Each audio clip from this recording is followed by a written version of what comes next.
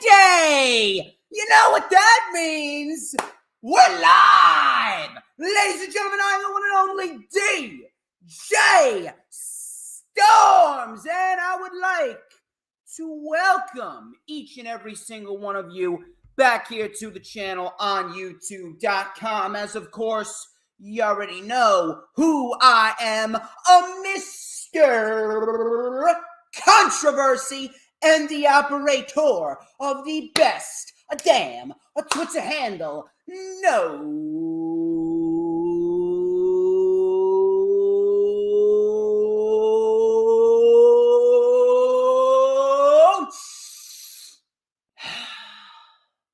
Wait for it.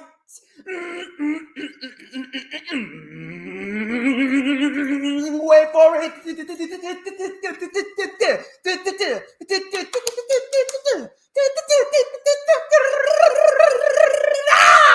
To mankind. And this is the official Lightning Flash update for Saturday, February 26th. 2022, and my God, I am on fire. Woo! I'm feeling it. I am absolutely feeling it today, and we got a lot to discuss. Let's see what we got over here. We got Peanuts and Renegade Ryan and DJ Sums, Adam Carl and Alan Holland. How y'all doing today? Thank y'all for joining me here on the Lightning Flash update. It has been way too long. It has been way too long since we have all been together, even though it's already been a week. A week is way too long without a little bit of DJ Storms, that's for sure. Just had to take a little bit of a drink there. Woo! I'm already running out of breath. And we just started. We legit just started, but we got a lot to discuss, people. There's a lot to discuss. There's a lot to go over, including Bobby Lashley. He's legitimately injured. We're going to talk about the shocking revelation of Cesaro walking out of the WWE. Well, not really walking out. He did not come to terms with a new deal with WWE. I don't blame him. I actually have an immense amount of respect for him that he did not take the offer from WWE. Styles and Edge is apparently pitched for WrestleMania. Styles and Edge is apparently pitched for WrestleMania, as we already know. But who else is going to be on WrestleMania? Apparently, Pat McAfee could also be on WrestleMania in a feud with Vince McMahon. That was actually confirmed by Brad Shepard. I do not believe that is going to be the case. We could very well see Pat McAfee versus Austin Theory. That was a hand-chosen protege from Vince McMahon. We could see that.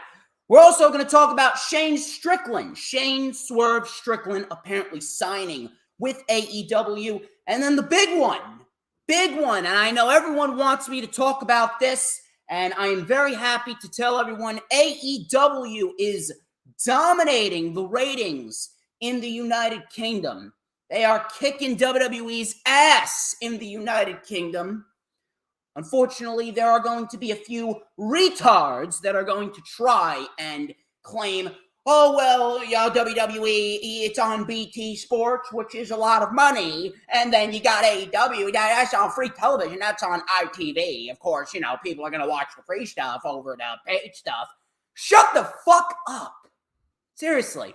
Shut the fuck up, you retards. Stop making excuses. AEW's beating WWE in the United Kingdom. Simple. Doesn't matter how you spin it, they're beating WWE in the United Kingdom. End of conversation. We're also going to go over all of the news, rumors, and reports, but before we do that, obviously, you must follow me on Twitter and Instagram. Social media is real_DJ_Storms. That is real_DJ_Storms.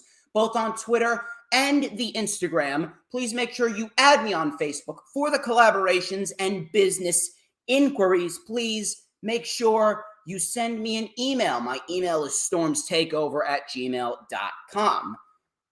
Please make sure you like the official DJ Storms business page, and I may just send you an invite to join the official DJ Storms Posse group on Facebook. All of those links are in the description. Next week's a big week because next week is Revolution Weekend. We got the LFU and then we got the rundown for AEW Revolution. I'm working on getting a guest. It is going to be big. It's going to be good. We have a lot of shit to be excited about going into Revolution, which is looking like it could be the best pay-per-view of the year. It could very well outdo Double or Nothing, All Out, and Full Gear, which were the last 3 AEW pay-per-views. It's going to be awesome. It's going to be awesome. Just you wait.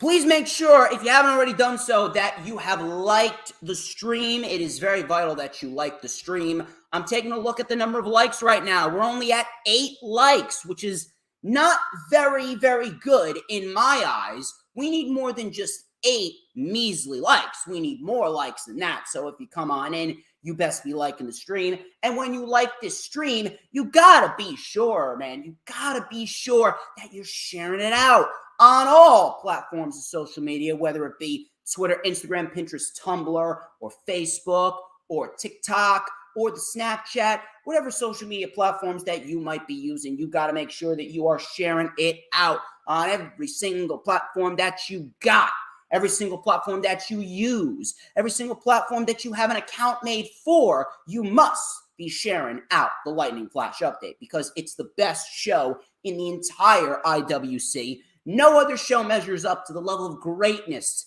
that DJ Storms brings to the table with the LFU. And that's a fucking fact. That's a fact, ladies and gentlemen. Regardless of that, please make sure, if you haven't already done so, that you hit the like button. Hit the like button and hit the subscribe button too. Subscribe button is very, very important because that way you will know whenever I pop up on YouTube.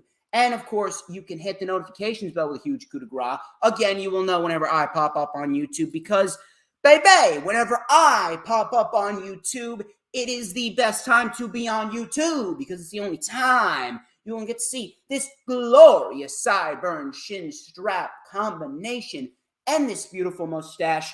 Earl is not here, but we are going to get the party started here because this right here is Earl Cole's favorite part. We're going to light it up with a little and a dash of and a whole lot of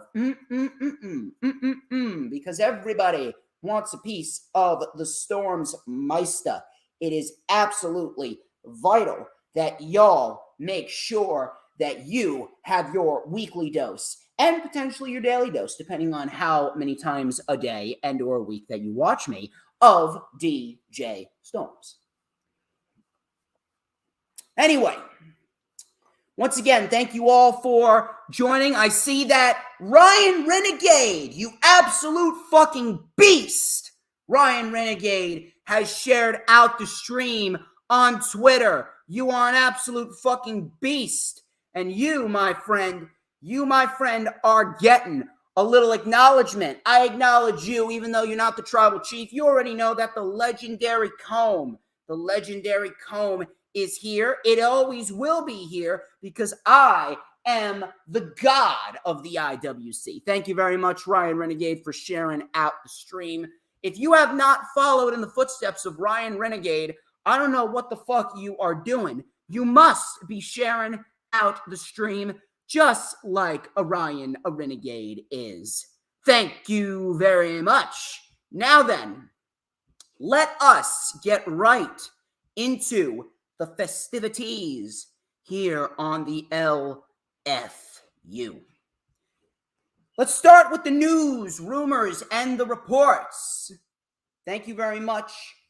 Once again, Ryan Renegade. We're going to start with the news, rumors, and reports. Brock Lesnar, according to Essential Sports, broke Vince McMahon's biggest rule at Elimination Chamber. The site reported that Mike Johnson of PW Insider said Brock Lesnar breaking through the Chamber pod wasn't the original plan. If done by any other superstar, it could have led to termination. So obviously Brock Lesnar does whatever the fuck Brock Lesnar wants because Brock Lesnar plays Vince McMahon like a fiddle. If Vince McMahon doesn't give Brock Lesnar the correct amount of money, Brock Lesnar will easily walk away. If Vince McMahon doesn't play by Brock Lesnar's rules, Brock Lesnar will walk away because obviously they love Brock Lesnar. They adore Brock Lesnar. So at the end of the fucking day, Vince McMahon's going to bend over backwards. He will absolutely stick his hand in a pile of donkey shit, stick his head in a pile of donkey shit for Brock Lesnar. That's just how it works. So Brock Lesnar, he just wanted to get the fuck out of Saudi Arabia as quick as possible because let's be real, the Saudi shows, even though Crown Jewel was actually a great show, these Saudi shows, all in all, they mean nothing. They mean nothing at the end of the day, and we just want to get to the end destination, which is Brock Lesnar and Roman Reigns for the WWE and the Universal titles, and the brand split ends, which I really do hope is the case. I don't necessarily believe that WWE would do that. It's kind of a situation where I'll believe it when I see it. I'll believe it when I see it. I really, really, really do hope that the unification match does result in the brand split ending. Let's get the tag team titles on WrestleMania, title for title. Then we can build towards Ronda and Bianca, Raw Women's title and SmackDown Women's title at SummerSlam with Bianca Belair winning both championships. But right now, the end destination is Roman Reigns and Brock Lesnar. Brock Lesnar just wanted to get the fuck out of there and get to the end destination as quickly as possible. And at the end of the day, what are they going to do? Fire Brock Lesnar? Brock Lesnar essentially runs the WWE. He's got Vince McMahon in his back pocket. Vince McMahon does whatever Brock Lesnar tells him to do. I just thought that that was an interesting story that I wanted to share with everyone here. Another interesting story, Drake Maverick, real name James Curtin, has resigned with the WWE, but he is not an active wrestler. He is currently working behind the scenes as a member of the Raw creative team and has been for the last 3 to 4 weeks. Now, listen, I don't really care who does what in order to make money. Whatever you do to make money, that's your lifestyle, that's your choice. It's what you do, and I'm not here to tell anyone what to do and what not to do with their lives because that's not who I am. It's not my business. But at the end of the fucking day, I mean, at the end of the day, it's kind of pathetic. At least in my eyes, it's kind of pathetic on the part of Drake Maverick because Drake Maverick's a guy who was actually a pretty decent babyface in Impact Wrestling. He actually played a great role as the slave, so to speak. Not even the slave, kind of like the servant, I want to say. The personal servant for EC3. Remember when EC3 was at his peak before they brought EC3 in and then Vince McMahon killed EC3? But EC3 and Drake Maverick, then Rockstar Spud, were actually a great pairing. They were actually a great pairing.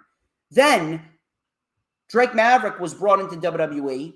He was brought into WWE around the same time that EC3 was brought into WWE. They put him as the GM of 205 Live, and it was a good role for him. Then they put him on Monday Night Raw, and then we had this bullshit where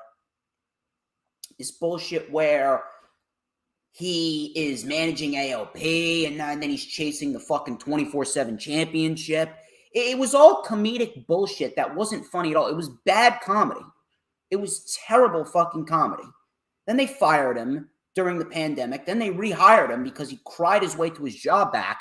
And then they refired him again. And then they brought him back for a third time. Drake Maverick could have easily said, fuck you to WWE numerous amounts of times, and he could have easily gone to the independent scene and worked his fucking ass off. From what Drake Maverick did right here, he's indirectly telling me, at least, I'm not sure how anyone else feels about it, but in hindsight, he's pretty much telling everyone that he's lazy. He's pretty much telling everyone that he's okay with being treated like shit as long as he has a healthy paycheck in his pocket. And I'm sorry, but sacrificing your dignity and self-respect, that's not my lifestyle. That's not how I would run my life. That's not how I would go about things. But Drake Maverick, he honestly has no self-respect. All he cares about is fucking getting money. And who knows, maybe him and his wife, Renee Michelle, I mean, good on Drake Maverick for putting a ring around Renee Michelle's finger. Maybe Renee Michelle's pregnant. Maybe we may be on the verge of mini Drake Maverick running around. Who knows? Maybe he wants to make money because he wants to start a family with Renee Michelle. But you do realize that they could cut you at any given moment. You are not safe there. The only people that are safe there are Brock Lesnar, Randy Orton, Roman Reigns, Becky Lynch, and Charlotte Flair. Maybe even Seth Rollins. But I wouldn't put it past WWE to let Rollins go. Maybe Drew McIntyre. I don't fucking know. Maybe Drew. But at the end of the day, you really think Drake Maverick is safe there? Of course he's not. I don't know what he's going to do, but it's not like he's really going to make that big of a difference. Raw, I take Raw over SmackDown any day of the week nowadays because SmackDown is just the drizzling shits right down to the very last letter. But at the end of the day, how much power does Drake Maverick really hold as a member of the Raw creative team? None. So essentially, he went back there because he's lazy, he has no confidence in himself, and all he wants to do is get paid, even though he's being treated like shit. So that's that at the end of the day. I don't really give a shit. I was never a Drake Maverick mark. He's just making money. That's pretty much it. He's a non-factor, is Drake Maverick. I'll tell you, though, what's a big factor, the fact that Bobby Lashley is legitimately injured. This came from former WWE writer Kazim Famuyide, or Famuyide. I do not know how to fucking pronounce his last name. Kazim Famuyide. He reported on the Ringer Wrestling show that Bobby Lashley is legitimately hurt. He said, and I quote, "I have under good authority that Lashley is shoot hurt and has been hurt since the Rumble match. If you'd notice, he hasn't worked any Raws. He hasn't really defended the title. He was shoot hurt at the Lesnar match at the Rumble. From what I'm told, it's at least 4 months. Shoulder surgery. I'm hearing that he might not even make it to Mania." End quote. I legit feel bad for Bobby Lashley. First off, I'm going to say this right now. They were going to take the title off of Bobby Lashley anyway because he was hurt, but at the end of the fucking day, Lashley should have never even won the championship. It would have saved us that very awkward angle that we had at the Elimination Chamber. It would have saved us that very awkward angle. But regardless of that, I actually do feel for Bobby Lashley. I actually feel sorry for Bobby Lashley because Bobby Lashley's a guy that came into WWE in his second run, and he was booked like absolute shit for the first 2 years. Then all of a sudden, MVP comes back, and he is managing Bobby Lashley. And Bobby Lashley's actually coming up through the rankings. He won the U.S. title. He had a dominating reign. Didn't really do much with the title, but he was pretty dominant as the United States champion. He was a dominant figure. Then he beat The Miz for the WWE Championship, held the WWE Championship for nearly 200 days, lost it when he shouldn't have really lost it, and then all of a sudden, he's hurt. He's hurt because WWE decided to do Brock Lesnar and Bobby Lashley. The match was terrible. The match was very, very lackluster. They didn't even try with Brock Lesnar and Bobby Lashley. It was the same bullshit that they've always had with these types of big matches where they just put the match on paper and they put it on the show and they didn't even bother to even put any effort into it, whether it be with the build or whether it be with the match itself. And now we're sitting here on February 26th. Bobby Lashley got legit hurt in the match with Lesnar that he shouldn't have even won. Lesnar should have always been the winner from the get-go with that match because the main story here is Brock Lesnar, WWE Champion, Roman Reigns, Universal Champion, and now we get the title unification match, and the brand split is finally over. That should have been the main story. Then WWE realized that they fucked up, combined with the fact that Lashley was hurt, and they put the title back on Brock Lesnar when he really shouldn't have lost the championship to begin with. And that was pretty much that. I honestly feel sorry for Lashley because he was a guy that was having a shit run in his second run. He was paired with MVP, and he actually became one of the better acts on Monday Night Raw. He actually became one of the better acts on Monday Night Raw. He really rose to prominence, and he became a figure that I could have seen carry the championship going into this year's WrestleMania, and then potentially he could have been used to help elevate someone new. Then they took the title off of him. They had him lose to Goldberg. All of his credibility went up in smoke. Then we have the match with Lesnar. It didn't deliver, and he gets hurt. And now we're in this scenario. I honestly feel bad for Bobby Lashley. I'm honestly telling you, Bobby Lashley's finished. Bobby Lashley, right now, once he comes back, it's not really going to do anything. If Lashley comes back, it's not going to do anything. He's no better than Braun Strowman right now. And I'm not saying that because he's a bad wrestler. He's not a bad wrestler. I'm saying that because at the end of the day, the booking just killed him. The stop and start pushes, the taking the title off him to put it back on him, the terrible match with Lesnar, and then this injury. He's a dead act now. He's now a dead act. And I don't see him coming back and having any more of an impact than he already has. Maybe they do a match with Roman and Lashley, but I'm not sure how that's really going to work out. Maybe Lashley plays the babyface. I don't know. But at the end of the day, Lashley's not winning a world title anytime soon. The biggest deal that he'll probably get to is probably another US or IC title reign. That's it. Lashley's a dead act. And WWE is no one to blame but themselves for Bobby Lashley's fall from grace. Louis Danger. Dangor.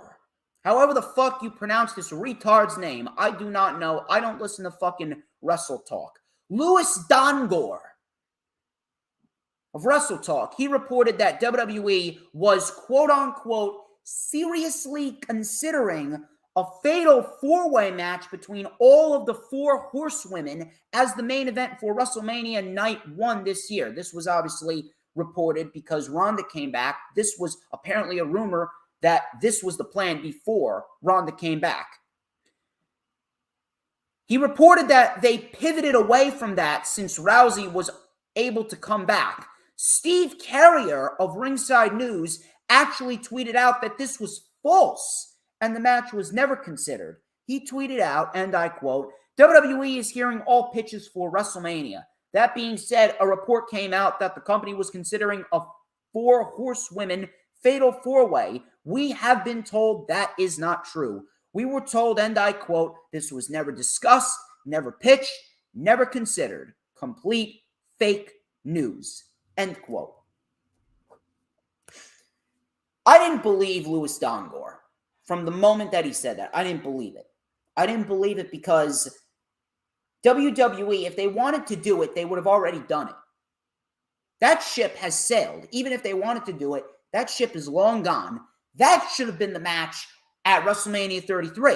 You could have done that match at Mania 33. You could have done that match at Mania 34. Hell, you could have done that match at fucking Mania 35.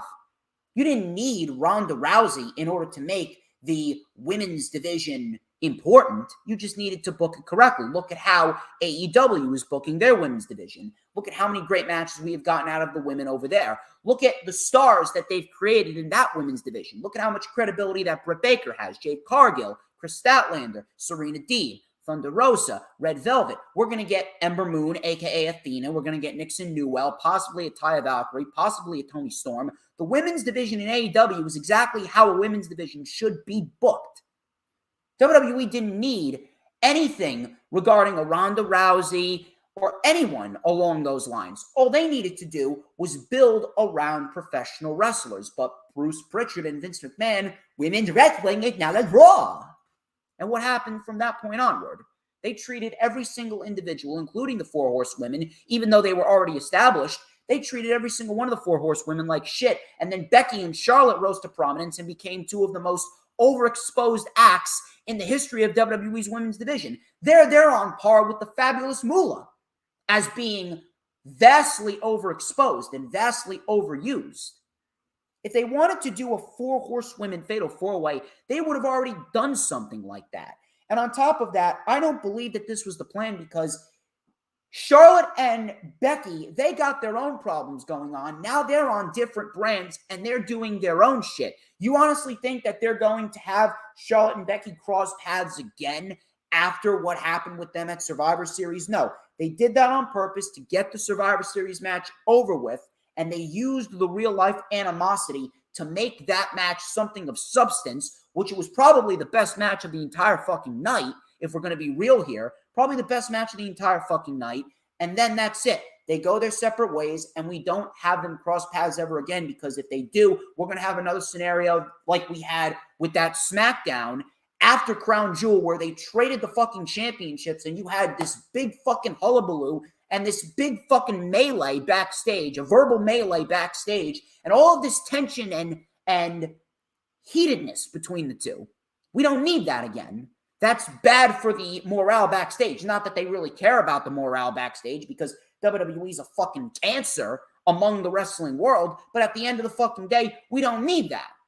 The women's division is already at its worst. You don't need that again with Charlotte and Becky causing a problem because they're going into a match against each other along with Sasha and Bayley. Sasha and Bayley are the only two individuals that actually give a shit about the division. Bayley and Sasha, maybe throw in Bianca, maybe even Asuka. They care about the division. Charlotte and Becky are selfish cunts. And people want to try and make excuses. Oh, everyone's selfish. No, not everyone is selfish. Selfishness does not entail, it doesn't entail looking out for the betterment of yourself while looking out for the betterment of others. You can look out for yourself, but you should also look out for the division because you're passionate about wrestling and you want everyone else around you to be better. Charlotte and Becky, they're not doing their fucking job. They're manipulative, selfish cunts.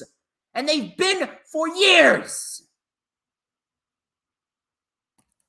I knew for a fact that they weren't going to go forth with this match.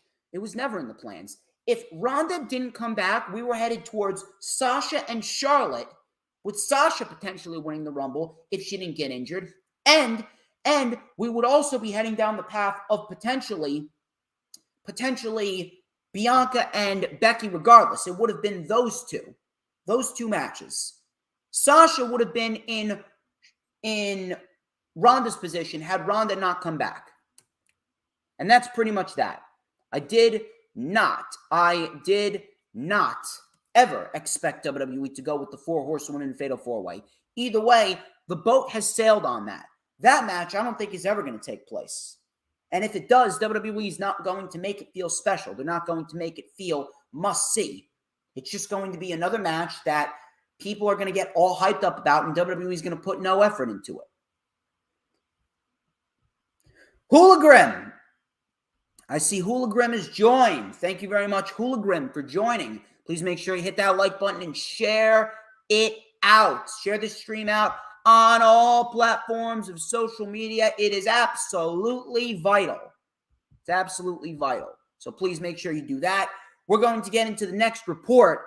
And this is actually, I wouldn't say it's an interesting report. I wouldn't really say it's a groundbreaking report. This is just kind of a report that I would probably just brush off. According to Bet Online, apparently they're saying that Brock Lesnar is actually the current favorite to beat Roman Reigns at WrestleMania with a negative 140 to a positive 100 chance. I don't really see this as a big deal because I've taken a look at Bet Online before, and the reason why it's not that big of a deal is because this Bet Online type of deal it's very hot and cold. It's very up and down. There's really no clear-cut answer as to what's going on as far as Bet Online. Bet Online actually reported a few years back that Big E and Rhea Ripley were actually the favorites to win the Royal Rumble at one point, and none of those results came to fruition. Never happened. One of them reported that Brock Lesnar a few years ago was actually also favored to win the Rumble. That didn't happen either. So at the end of the day, Bet Online, they're not as credible as you would think. They're not really as credible as you would think. One of them predicted Goldberg. I think they predicted Goldberg one year. They're not really all that credible. So I really wouldn't want to worry about this too much, but at the same point in time, Here's the thing. I don't want to worry about it too much, but at the same point in time, I'm mildly concerned about it, only because of the fact that having Lesnar beat Roman is something that I can see WWE doing because they're getting lazy with Roman Reigns' title reign, and they realize that there's no challengers left for Roman. So they're going to have Lesnar win the title just to drop it back at Roman, possibly at either WrestleMania Backlash and or SummerSlam, because they have been advertising Brock Lesnar for WrestleMania Backlash, so he can make an appearance there. But I don't really want to worry about this too much, but at the same point in time, having Lesnar beat Roman just to have Roman win the title again, it's definitely something that I can see WWE doing. I don't want them to do that, and they shouldn't do that. I hope to fucking Christ that they don't do that. But at the same point in time, I can see WWE doing something like that. I don't know. But I don't think that this is all that big of a deal to worry about, but I'm keeping an eye on it. It's something that we should keep an eye on because at the end of the day, it is WWE at the end of the day, and they always go with the worst possible scenario whenever it comes to big situations and big matches and big scenarios like this.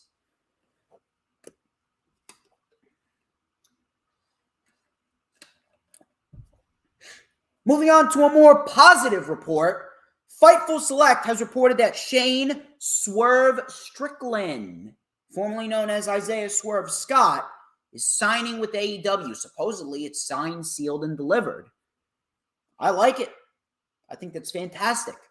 I actually believe that we could very well see Shane Strickland as a surprise entrant in the face of the Revolution ladder match. Maybe he wins. Maybe he gets the shot at Sammy. I don't see him winning, but that would be a great introduction for Swerve and Sammy. I think that would be a fantastic performance for Swerve, and it could definitely showcase to us what Swerve is really all about. That would be amazing. I would absolutely love to see Swerve versus Sammy. Maybe Swerve enters the ladder match and wins. Who knows? Maybe Swerve potentially goes into a feud with Ricky Starks. Maybe we see Swerve versus Orange Cassidy. Maybe we see something along those lines. I don't know, but it's definitely a scenario where I'm very much intrigued as to what Swerve could do.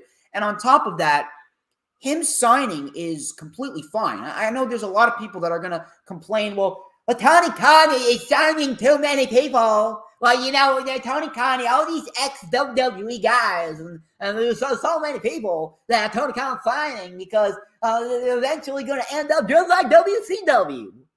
These fucking mentally retarded people with wrestler avies and no more than 50 fucking followers and all these fucking delusional idiots on social media complaining that Swerve is signing. Do you even understand what Tony Khan's mentality is? Number one, he's planning for the future. He's planning for the future because guys like Jericho aren't going to be doing it for much longer. Punk could very well retire at the end of this deal, whether it be 5 years or 3 years or however many years Punk has left. Maybe he goes 5 years. Maybe we see him until he's 47, but at the end of the day, he's not going to be wrestling until he's like 55 like the fucking Undertaker.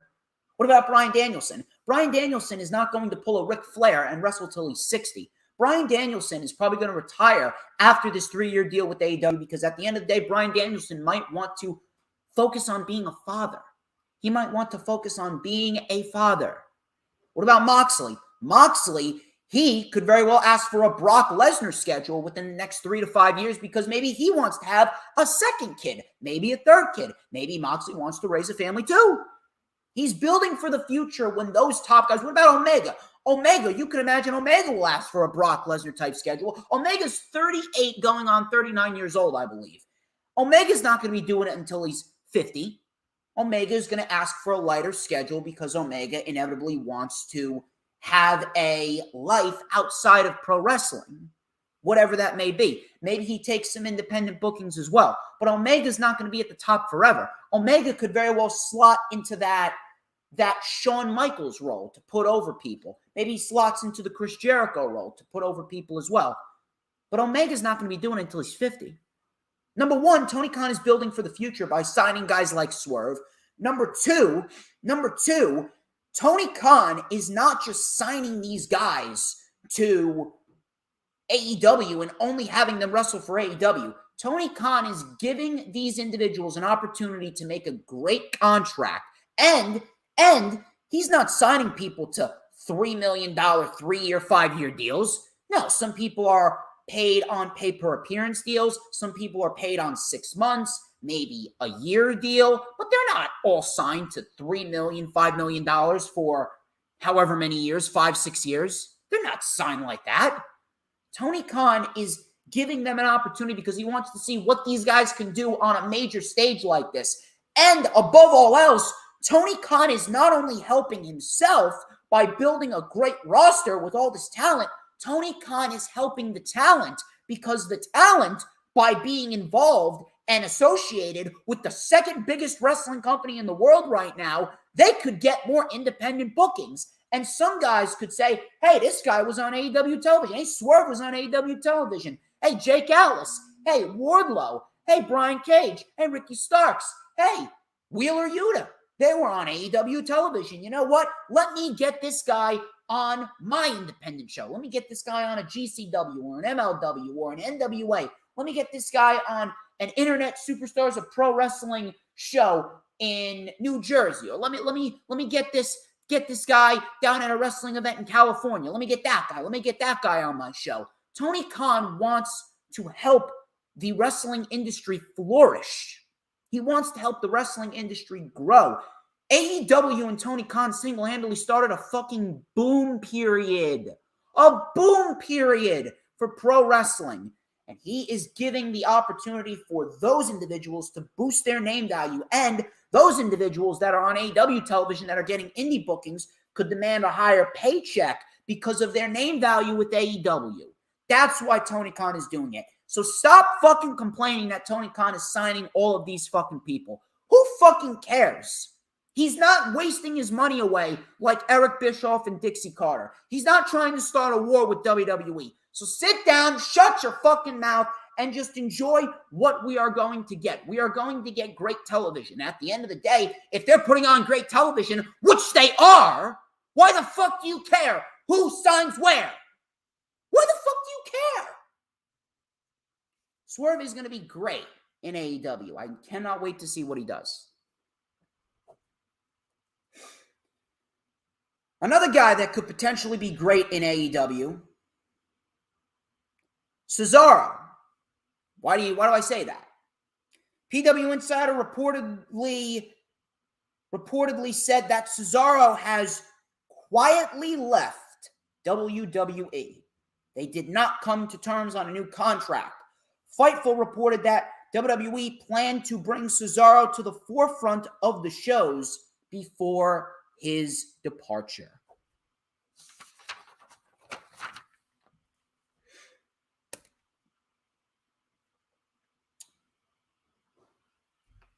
I could talk for the next 5 hours about Cesaro. I could really talk for the next 5 hours about Cesaro. If I was to make a list of the most underutilized superstars of the modern WWE era, the last 2 decades, Cesaro would be at the top of that list. Top 5 easily, if not top 3. He's up there with Dolph Ziggler. He's up there with Bray Wyatt. He's up there with Malachi Black. He's up there with Andrade. He's up there with Keith Lee. Those guys right there. Most underutilized superstars in the last 2 decades in WWE. Cesaro was one of them. And I honestly feel bad for Cesaro. Cesaro was a guy who absolutely could have been a world champion, and he should have been. And if you were not advocating for Cesaro to win a fucking world championship with what he did, I mean, you clearly don't know jack shit about pro wrestling. You are clearly not a fucking fan of professional wrestling. Cesaro had all the tools that you needed in order to build around him as the fucking face of the company. Cesaro had everything that you wanted. And what did you do? You kept this guy in a fucking tag team with every other individual under the sun. Shinsuke Nakamura, Tyson Kidd, Sheamus, Sami Zayn. How many fucking Jack Swagger? How many fucking tag teams did this guy go through? How many fucking times? It's sad. It's kind of sad. It's kind of sad that we were subjected to someone that could have easily been the face of the company. He could have easily been a multi-time Intercontinental Champion, multi-time World Champion. He could have been in the position that Roman Reigns is in right now. He could have been in the position that Roman Reigns is in right now. If you were not advocating for Cesaro to become a world champion, there is something mentally fucking wrong with you. Every single time that this guy was given a position, whether it be with Jack Swagger in the Real Americans, whether it be in the tag team with Tyson Kidd, whether it be fighting Sheamus or teaming together with Sheamus, whether it be going up against Roman Reigns, whether it be this, whether it be that, no matter what it may be, whether it be teaming with Shinsuke Nakamura, every single opportunity that Cesaro was given, Cesaro knocked it out of the fucking park. Every single time he was given the opportunity, matches with Kevin Owens, matches with fucking Sami Zayn, matches with AJ Styles, I believe he had at one point. He had an opportunity at every single given time that he was put on television, and WWE constantly held him down.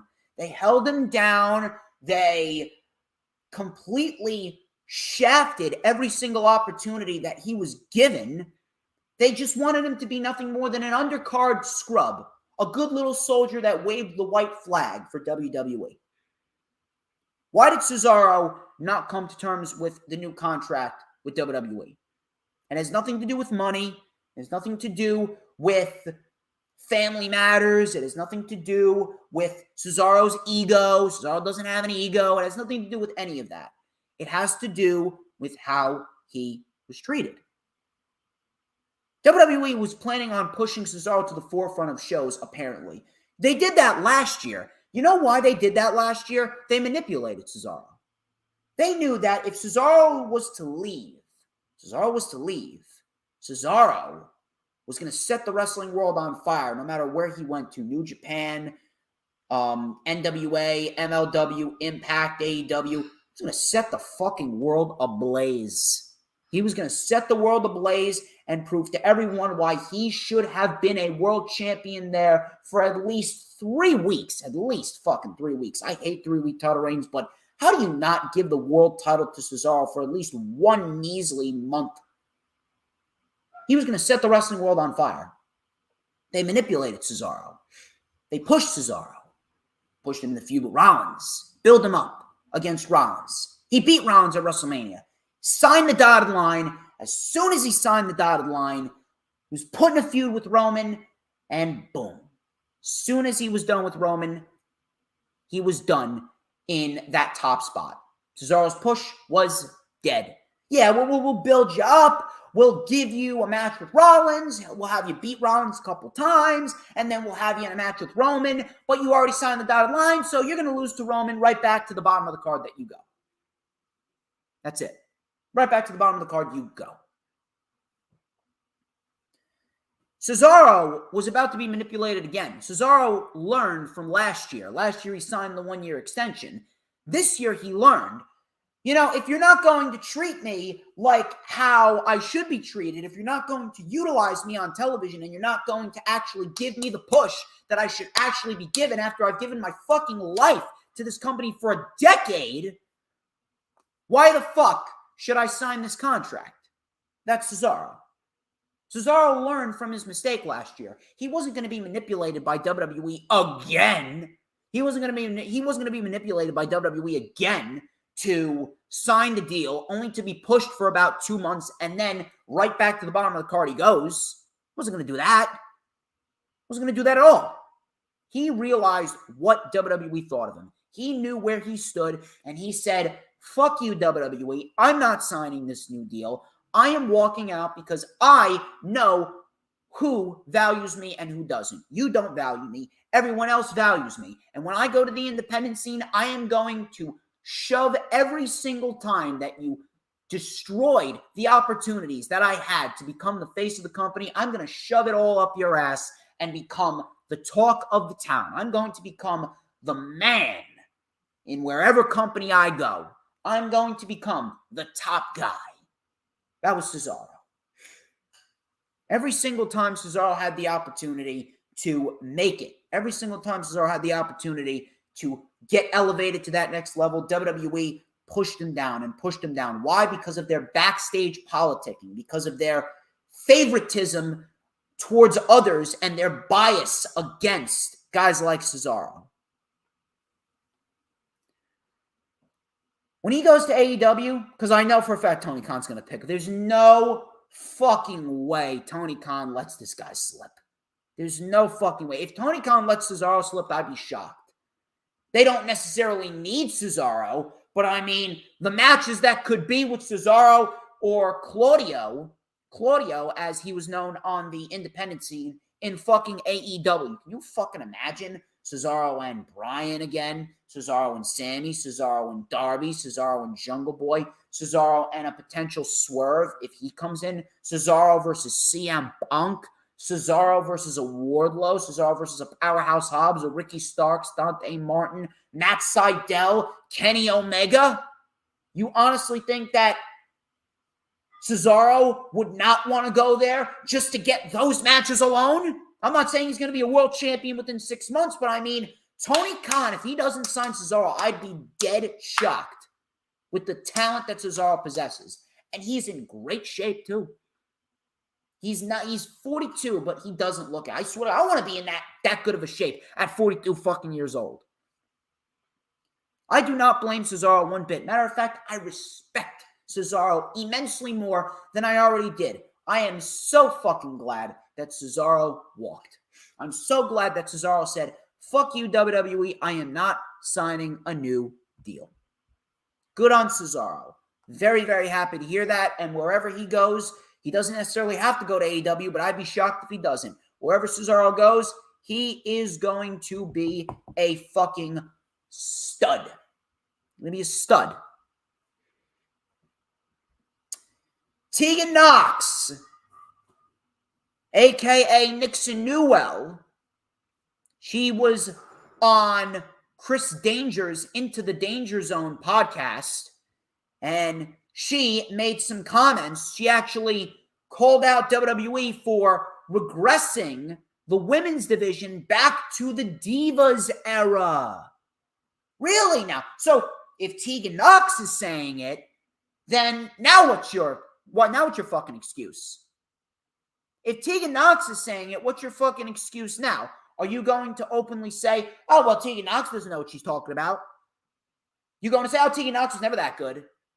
How far are you going to go to defend this shit company? If Tegan Knox, a woman who's pretty much the closest thing that you have to a fucking saint, Tegan Knox is a fucking saint.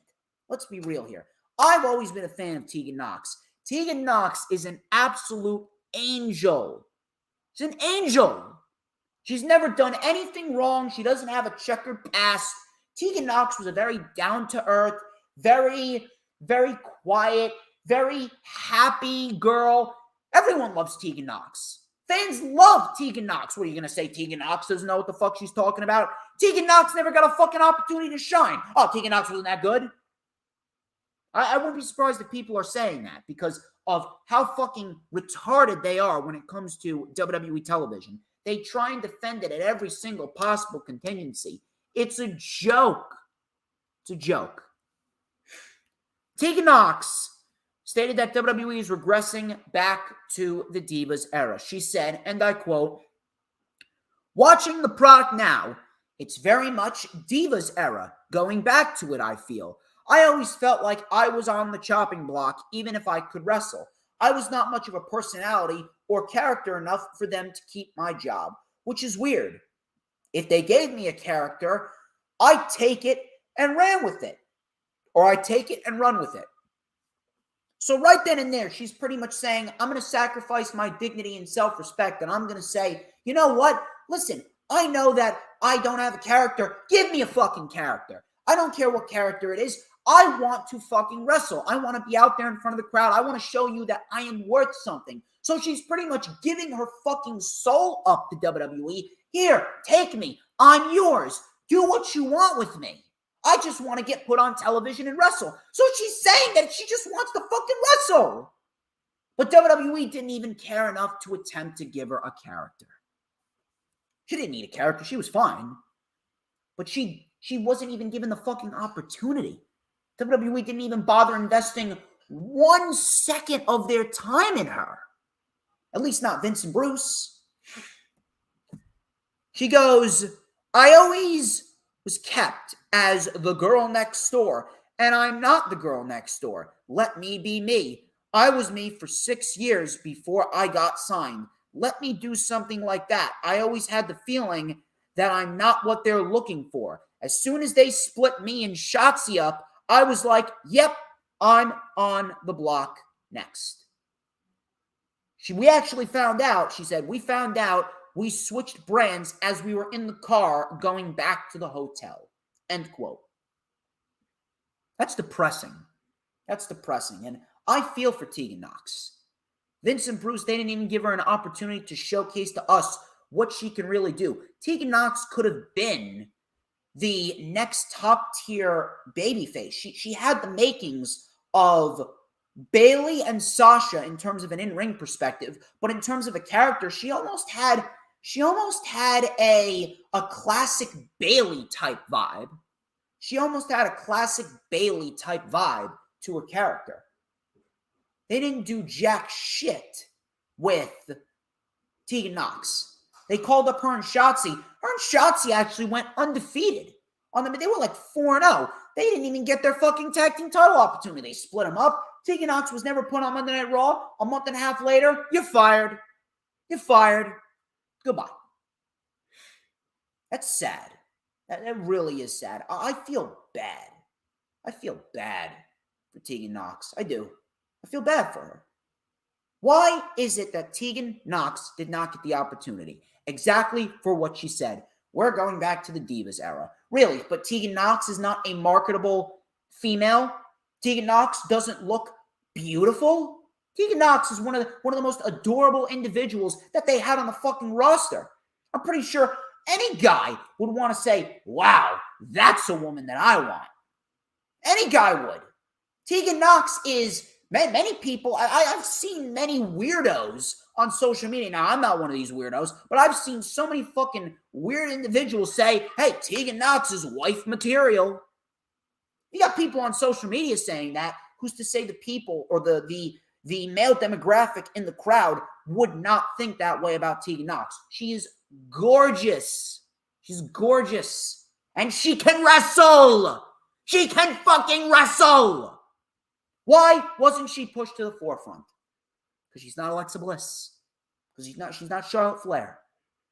She's not blonde. She doesn't have a small waist and big tits. Same bullshit that we always go through with WWE when it comes to a women's superstar and them not being pushed. A joke. An absolute joke. I feel bad for Tegan Nox. I cannot wait until Tony Khan brings her in and we get to May and we get to the Owen Hart Cup tournament. Cannot wait. That is going to light the fucking world on fire. It is going to be amazing. Can't wait for it. Can't fucking wait for it.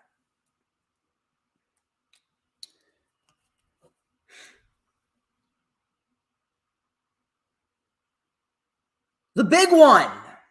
The big one. And then we're going to get into the weekly show reviews. Big one right here.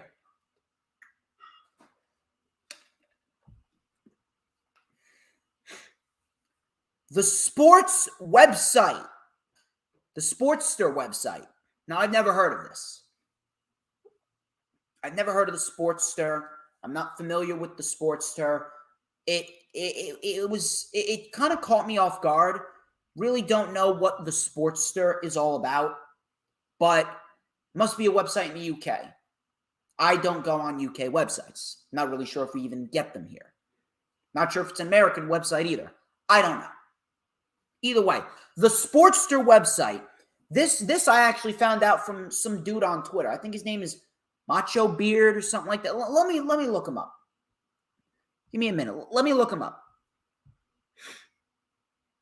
Let me look him up. Who's this guy? His name is Macho Beard 4, the number 4.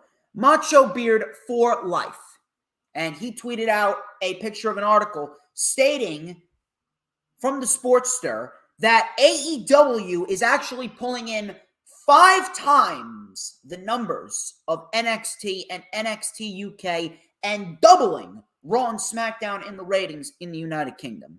Now, I know a lot of people are going to say, well, that's not really true. You can't really take that information from someone on Twitter. I don't really understand why people would lie about that shit. I really don't understand why people would lie about that shit, especially a news article. Listen, I know damn well about all of these fucking news articles and shit, and I know damn well that there's a lot of fucking people. There's a lot of fucking people in the political realm that politically mudsling everyone and make up lies and twist a narrative just to try and fit their own political agenda. I'm very well aware of that. I really am. I'm well aware of that. And I know damn well that the world of politics and the world of wrestling, it's becoming just as bad. The world of wrestling is becoming just as bad as the world of politics.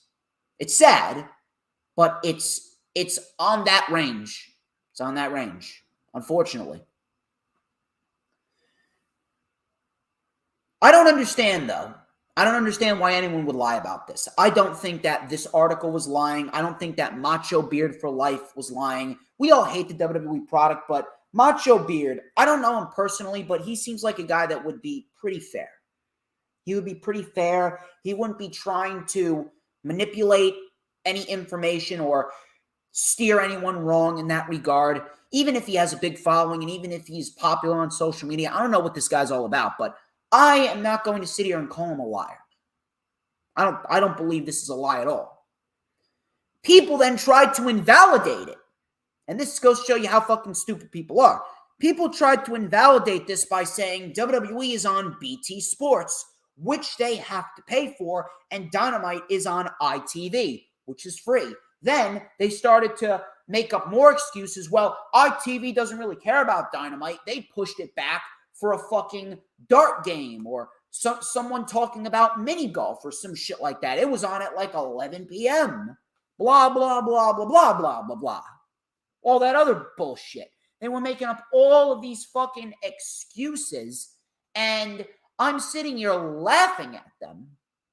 Really, what does it matter whether WWE is on BT Sports? Here's a little spoiler for you. I'm well aware that a lot of people are lazy bums. Everyone's a cheap bastard nowadays. Everyone wants everything for nothing. I'm well aware of that. Trust me, I have to deal with liberals and socialist retards on social media every single time I log on the fucking app. I'm well aware of that, but I mean, don't you think that maybe if WWE was putting on, I don't know, a good wrestling product, don't you think that maybe people would be willing to pay to watch the good product? I mean, AEW hosts 4 pay-per-views a year. They're $50. We are very accustomed to having Peacock or the WWE Network and getting all of these pay-per-views for $9.99, now $4.99 a month. But I mean, you take a look at All Out. All Out was probably their second best pay-per-view of all time. One of their best, same thing with Full Gear. One of their best, maybe the best, period. Full Gear and All Out, the last 2 AEW Big 4 pay-per-views we had, All Out did over 200,000 buys. Excellent show. Full Gear did nearly 150,000 buys. Excellent show. So what does that tell you? People will be willing to pay money to watch the show if it's good. Wow! What a concept, people. Wow. People pay money to watch a good wrestling show. What year is this? Oh. Stop fucking trying to invalidate this. Seriously. Makes you look fucking retarded. And I have no problem using that word, and I will use that word over and over again until you fucking get the point. AEW is beating Raw, SmackDown, NXT, and NXT UK. Why? Because the show is great. And on top of that, have you ever thought about, hey, they're getting the best of both worlds over there. Why am I going to pay X amount of money or X amount of euros to watch a shit show when I could watch a great wrestling show on ITV for free? All I need to do is stay up a little extra. That's like nothing to them. They're getting great wrestling for free instead of paying to get shit wrestling. So how exactly is this point supposed to invalidate the fact that AEW is kicking WWE's ass in the ratings in the UK? How is it supposed to invalidate it? You just ousted yourself as a retard. You ousted yourself as a retard. Why is AEW beating WWE? It's not because WWE is more expensive. It's not because that they're on at a earlier time slot or anything like that. Stop making the excuses. AEW is beating WWE in the UK because they are the better show. It's not that hard to comprehend. It's not that hard. Are they going to start beating them in the US anytime soon? Probably not this year. I give them another 3, 4, 5 more years. But right now, they're doing some really good shit.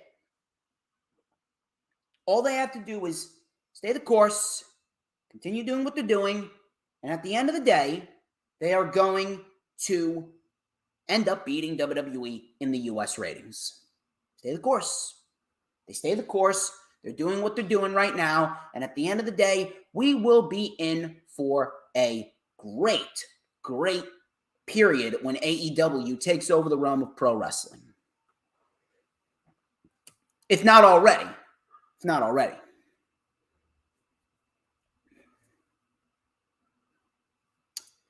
Those are the news, rumors, and reports. Let us check the chat. DD, my number one mod, one of my biggest supporters, DD, is in the chat. Thank you very much for joining, DD. Thank you very much for joining Mr. Dylan Catcham.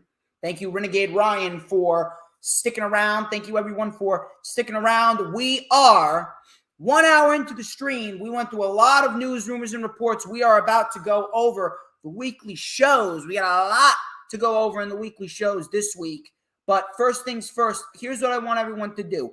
I want everyone, if you haven't already done so, hit that like button and share it out on all platforms of social media. I know that Renegade Ryan already shared it out on social media. He's the only one that I've seen share it out on social media. So we got a little bit of a problem here, people. I need y'all to share it out on social media as well. I'm going to need Dee. I'm going to need Dylan Catcham. I'm going to need Peanuts.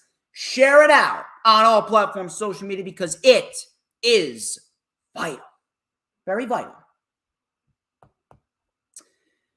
Let us go right into the weekly show reviews. It's a good one. Got a lot of good things to go over. So, first things first, we got Monday Night Raw. I don't care. I really, really, really wish that Monday Night Raw was not on at Mondays. It would save me a lot of time. Save a lot of people a lot of time, actually. But the only reason why I watch it is because I need to cover the show. If I don't, then I would be letting everyone here down. Brock Lesnar kicked off the show. He was very happy, high-fiving people. He was hyping up the crowd. Paul Heyman then came out. He was cut off by Lesnar. Heyman then said he does not suck because the crowd was chanting, "You suck," at him. He said that he's the special counsel for the only real heavyweight champion in WWE, Roman Reigns. Heyman said to Lesnar, there's a roadblock in your way as you might not make it to Mania as the WWE title holder. You have to defend your title on March 5th at Madison Square Garden, which obviously they have been doing poor in terms of the ticket sales there, which is why they're promoting it here on Monday Night Raw, which I mean, why are they doing bad with MSG? Because the show sucks. Show sucks donkey dick. That's why. So from that point on, Lesnar, who, by the way, he's not defending the title against Lashley. Lashley is hurt. Lashley's hurt. So we will get a new challenger. I don't know what. I'm not sure if they're going to televise it. They could. I don't know. You have to defend the WWE title on March 5th at Madison Square Garden. Lesnar said, I can still appreciate you even though you're such a dick. That was what Lesnar said to Heyman. He goes, Brock Lesnar is doing just fine without Paul Heyman.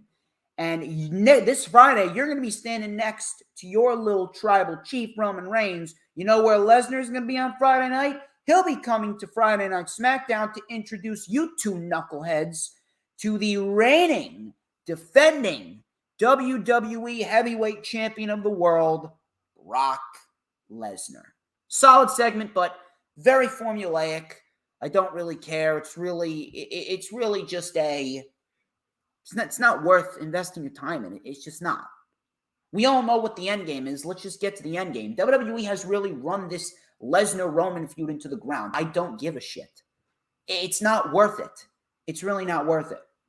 All I care about is just combining the titles and ending the brand split, and then we move on to something else. They have ran Lesnar and Roman dry.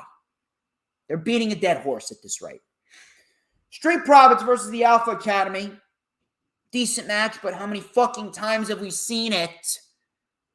Every single time. Street Profits, Alpha Academy. Street Profits, Alpha Academy. Move on. Move on. This was a decent match, though. Otis was actually the MVP of this match because in the middle of the match, he just screamed out, I hate all of you, to the crowd. Very similar to me. I hate everyone. So Otis, we have something in common. We hate everybody. Dawkins looked nice here. He hit a tope con hero over the top. He had a nice stinger splash and a silencer. We had the electric chair blockbuster combo. Otis saved it. Dawkins was sent into the barricade. We had a PK by Ford. All of a sudden, Montez tried to pick up Otis. Otis then splashed him because Montez couldn't hold him. And Gable held Montez's foot and the Alpha Academy win. Very happy that they won. And we have not seen any champions lose on television. At least not Gable and Otis. Finn Balor and Tommaso Ciampa versus the Dirty Dogs. I was actually quite happy to see Ciampa. This was probably the best thing on the show for me, at least, because I'm a big Tommaso Ciampa guy. Tommaso Ciampa and Finn Balor, this was a very nice tag team, and this was a very solid match. I'm not sure if many of you realize this, but Tommaso Ciampa is actually undefeated on the main roster.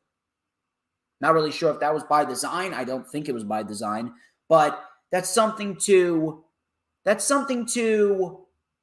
take into consideration here. Ciampa's undefeated on the main roster. Not really sure if that's going to continue for much longer, but I mean, it's worth mentioning. Balor and Ciampa took on the Dirty Dogs. It's a very solid match right here. Ciampa and Balor were in early control. Nice tope con hero by Balor. Coming back from commercial, the Dirty Dogs then isolated Tommaso Ciampa. Balor got the tag. He lit up Rude. A nice double stop. The Eye of the Hurricane. Ziggler saved it. Spinebuster by Robert Roode for a 2. We had a tag to Ciampa. Step up knee. And then a sunset flip pin. Ciampa actually won the match for the tag team. That was shocking to me. I didn't know what show we were on. Are we watching NXT or are we watching Monday Night Raw? Ciampa won. I'm glad he's on Raw. I think that if they want to, he could be a great hand on Monday Night Raw. U.S. champion, if he's not at least a U.S. or an Intercontinental champion, they're doing something wrong. They're doing something wrong. I do believe that he should be a world champion, but let's be real here. WWE is never never going to put the world title on Champa, even though he should get it. But this was a solid match, and Champa actually won. That was leading into the match with Dolph Ziggler the next night on NXT. I didn't watch NXT because fuck NXT, but I will say this, that Champa and Ziggler had an excellent match. I would definitely recommend going back to watch it. That was an excellent match. The Miz. Again, Miz, I'm still waiting to hear back from you. Are you going to accept my offer to pay for your daughter's college fund? And if you do, please retire. Please. I will pay for your daughter's college fund if you fucking retire. Please. Please. So, Miz came out. He was promising to reveal a game-changing partner for himself. As soon as The Miz came on, the show actually started going downhill. I wasn't even minding Monday Night Raw up until the first hour. Miz screwed up the entire show. So he trashed the crowd. He trashed Rey Mysterio. He said that the people couldn't be trusted. He said he found a partner he can relate to. He's a pioneer. He's very dashing. Cody Rhodes tease right there. The more that this goes on, the more that I believe that it's all just a work. WWE doesn't have Cody Rhodes in their back pocket. Cody isn't signed, sealed, and delivered. WWE isn't talking to Cody. Cody isn't going to sign with WWE. They're just doing this to spark up intrigue because they legit have nothing. They did this because they want to try and generate interest and try and get those ratings up slightly. They don't have Cody Rhodes. They're legitimately playing the audience like a fiddle. The more and more this goes on, the more and more I believe it's a work. Because if they had Cody, they would have already debuted him. So he said that he's very dashing. He's an athlete. He's a celebrity. Rey and Dominic came out. He says he doesn't know anyone who would want to partner up with you. Miz then ranted about the Chamber and how Dominic got a contract because of his dad. Dominic then got in the Miz's face. The Miz then proposed a match at WrestleMania, and Miz introduced Logan Paul as his partner. Came out. He was hyped. I will say this, though. I never watched Logan Paul on social media. I've never watched Logan Paul.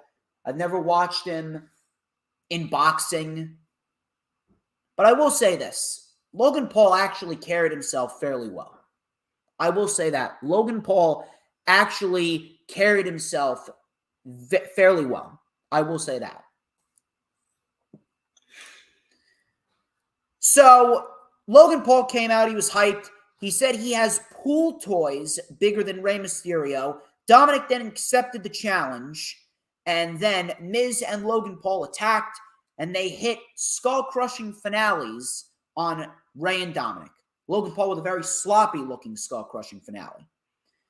People actually thought this was Cody. I'm glad that it wasn't Cody, because that would have been absolutely horrendous for Cody. And horrendous is actually the phrase I'm going to be used to describe WrestleMania from here on out. This will not be the most stupendous WrestleMania of all time. I don't know who still talks like that. This will be the most horrendous WrestleMania of all time. With now Logan Paul on the card. Now, maybe Logan Paul could surprise us. Maybe Logan Paul could surprise us just like Bad Bunny did, just like Shaq did. But I don't have any fucking faith. I'm sorry, I don't. I really don't have any fucking faith. I don't believe WWE is really giving Logan Paul the opportunity to train. I don't believe it. I want to believe it, but I can't see it. All I see is WWE desperately trying to gain more mainstream attention, all because of the simple fact that there's no hype around the WWE product, and they're making WrestleMania what will be the worst WrestleMania of all time. I'm calling it. There is nothing on WrestleMania's card that's any interesting at all. It's going to be bad. It's going to be bad. Veer Mahan is still coming to Raw. Not really sure when he's going to arrive, but maybe he'll come sooner rather than later. Maybe the Raw after Mania. Maybe the Raw after next year's WrestleMania. I don't know. But Veer Mahan, they have no long-term plans for Veer. He's still coming to Raw. Nikki Ass, she took on Rhea Ripley for about the fourth fucking time. She lost to Rhea in about 3 minutes. Goodbye, Ripley wins. Can we move on from this shit? Can we get Rhea Ripley in something more important? How many fucking times are we going to see Rhea Ripley versus Nikki Trash? Literally. How many times? Damian Priest versus Shelton Benjamin. This went 4 minutes. Quick and effective. I don't know why Damian Priest had to lose for 4 weeks straight. The crowd is actually starting to get turned off by Damian Priest because of this Festus-like character and the fact that he was losing for 4 straight weeks in a row. He cut a promo afterwards, and he says he's beaten a whole list of world champions. He's beaten and remained U.S. champion. Now this is Mania season. Next week, I'm volunteering my U.S. title in a match, and I want an opponent to be world title caliber. I'm Damian Priest, the U.S. champion. Try and take this from me. Finn Balor then came out and accepted the challenge. Don't know why they had to wait this long for Finn Balor, but here we go. First off, here's what I will say. First off, Damian Priest, they have absolutely destroyed Damian Priest. Destroyed him.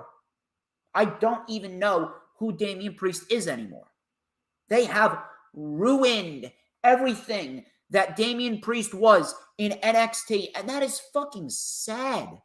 It's sad because Damian Priest, he is a world championship caliber athlete, and you're having him act like Festus and losing 4 weeks in a row. How is he supposed to get over? WWE fucked up Damian Priest in the last month, 2 months. They completely fucked up Damian Priest. Finn Balor. I don't know why it took them so long to realize Finn Balor was on the roster and you could have Finn Balor and Damian Priest for the U.S. title, but I don't understand why you're not having this happen at WrestleMania. Unless we're going to have Austin Theory versus Damian Priest at WrestleMania, and Austin Theory takes the title off of Priest, but many people now are speculating that Austin Theory could compete on behalf of Vince McMahon. Pat McAfee is having Vince McMahon on the Pat McAfee show next week. And now the reports are circulating that that could result in a WrestleMania match between the two. And if that's the case, holy shit, the worst WrestleMania of all time is coming. The most horrendous two-night WrestleMania of all time. But maybe we get Pat McAfee versus someone like an Austin Theory, because Austin Theory is Vince's protege. So we get Austin Theory versus Pat McAfee. Pat McAfee can damn sure hold his own. Pat McAfee's a great competitor. And at the end of the day, we get Austin Theory beating Pat McAfee, Vince McMahon raising his hand. Maybe this could help Austin Theory get over more. But if they're not going with Austin Theory at WrestleMania, I don't understand why Finn Balor is fighting Damian Priest next week. And it goes to show you that literally WWE is so impatient that they fail to actually build intrigue. They're just like, oh, here's Finn Balor, here's Damian Priest, there you go, U.S. title. Have at it. Why are we not building towards a WrestleMania caliber match? This match could legit steal the show at WrestleMania if they wanted to. It could steal the fucking show. They had a great match back during the pandemic era in NXT not that long ago. Why exactly are we not building stars up? Why are we not building them up? Why are we not putting them in storylines to actually make people care rather than just throwing them out there and expecting people to care because, hey, we're WWE? Why are we not building towards matches? Why do we have no effort when it comes to shit like this? It is fucking ridiculous. If Austin Theory is not facing Priest at WrestleMania, this should have been the WrestleMania match, not the match on Raw in a couple of nights. Who wins? Does Priest win? Does Balor win? I don't know. I wouldn't mind Balor winning the U.S. title.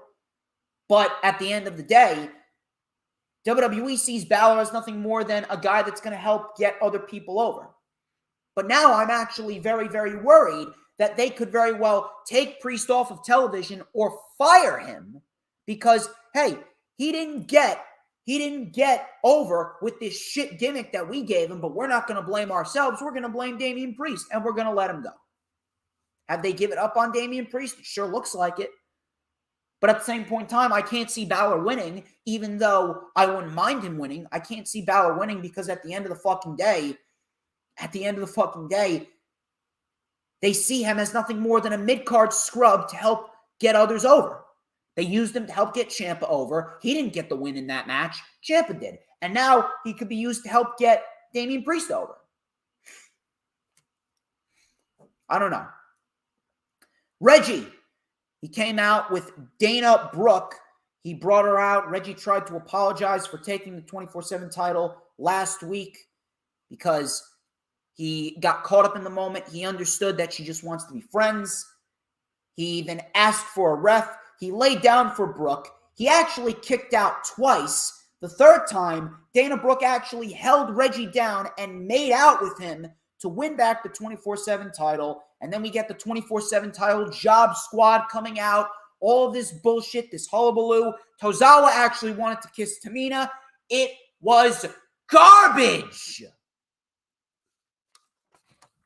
Garbage.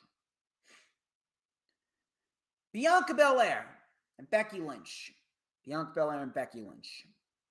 Bianca came out. She was hyped for her WrestleMania match with Becky.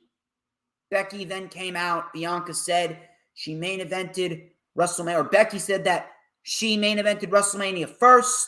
Bianca then said she did it better, which was factual information, by the way. Bianca did it better than Becky. Becky, Ronda, and Charlotte, that match sucked. That match was one of the worst WrestleMania main events of all time. Not as bad as the matches that Roman once had, but they were still bad. They were still bad. Absolutely one of the worst WrestleMania main events of all time. Bianca and Sasha, though, that was a great match. That was a fantastic match. And Bianca won. So Bianca saying that she did it better, absolutely true. Absolutely true. Becky then brought up the 26-second burial at SummerSlam. Bianca then said she earned, not carried. I can't even fucking read my own handwriting. She earned her title opportunity. Becky called herself the victim. No, Becky, we're the victim being subjected to a shit WWE show every week. Becky then was booed in a very go-away heel heat type manner. And I am very, very happy that Becky is getting go-away heat because that's exactly the type of heat that she should be getting with this shit character that she's playing. Hopefully they start to wake up. It's not legit heat. It's go-away heat. So Bianca then said that she was going to make Becky the victim. Doudrop then came out. We get Doudrop and Bianca. Becky was on commentary. I didn't give a shit. KOD and Bianca wins. Goodbye. You want to know how stupid people are? You want to know how fucking retarded people are? I say this all the time. People are fucking retarded, but this is how retarded they really are. Listen to this. People actually believe that Bianca and Becky is an example of long-term booking and long-term storytelling. No, it's not. No, it's not. You want to know what's long-term booking and long-term storytelling? What Tony Khan did with the first 4 AEW World Champions. What he did with Adam Page and the journey that he had. That is long-term booking. This was not long-term booking. This was not long-term storytelling. WWE doesn't even know what they're going to do for Monday Night Raw, and we're 2 days away from that. They don't know what they're going to do for Raw until the first half hour before the show starts. They rewrite the show as the show is taking place on the air. But they knew what they were going to do at WrestleMania from SummerSlam 2021 to now. No, they fucking didn't. Absolutely not, they fucking didn't. Bianca is there. Here's why Bianca is there. Because there's nobody else. There's nobody else. The only reason Bianca is there is because they have nobody else. Bianca was buried The crowd doesn't give a shit about Bianca. Bianca is getting fake crowd reactions. You can visibly see the crowd sitting on their hands and knees, but you hear all of these reactions. They edit the crowd reaction and they have manufactured fake cheers on every single show, especially with Bianca. I'm not saying the crowd doesn't like Bianca. They just don't give a shit about Bianca because at the end of the day, she was buried at SummerSlam. It's all fake crowd reaction just to make it sound like they're behind Bianca. No one gives a shit about this match. Bianca is there because there's no one else for Becky to face. They could have gone with Rhea Ripley, but Rhea Ripley, WWE has made it quite clear that they only see Rhea Ripley as Nikki Trash's opponent for life. Nikki Ass, Liv Morgan, and Doudrop, they're all lucky to still have jobs over there. I'd be shocked that they still have jobs after WrestleMania season's over. And then you got Alexa Bliss. Maybe Alexa's in the same position that Sasha was in. Sasha just came back. Maybe Alexa's not ready to come back full-time yet. She was only put in the Elimination Chamber for the same reason that Sasha was put in the Rumble. She wasn't going to win. She was put there for star power. She was put there for no fucking reason at all other than the fact that she's a big name. Plus, it wouldn't have made sense. I'm not saying that WWE cares whether they make sense or not, but it wouldn't have made sense for Alexa to challenge Becky when it was actually Charlotte that destroyed Lily and Alexa Bliss went away for X amount of months. So now we are in a scenario where Alexa was just there for star power. Bianca was legit the only one there that had any sort of chance. Bianca wins. We get Bianca and Becky. Who gives a shit? We've seen this match 6 fucking times. We've seen this match 6 fucking times in the course of however many months. We saw it from SummerSlam to November. Not even Survivor. We saw it 6 times within 2.5 months. Who gives a shit about it anymore? Who cares? Bianca is buried, and beating Becky will not do anything for Bianca. This ain't long-term booking. This is the fact that they got no one else for Becky.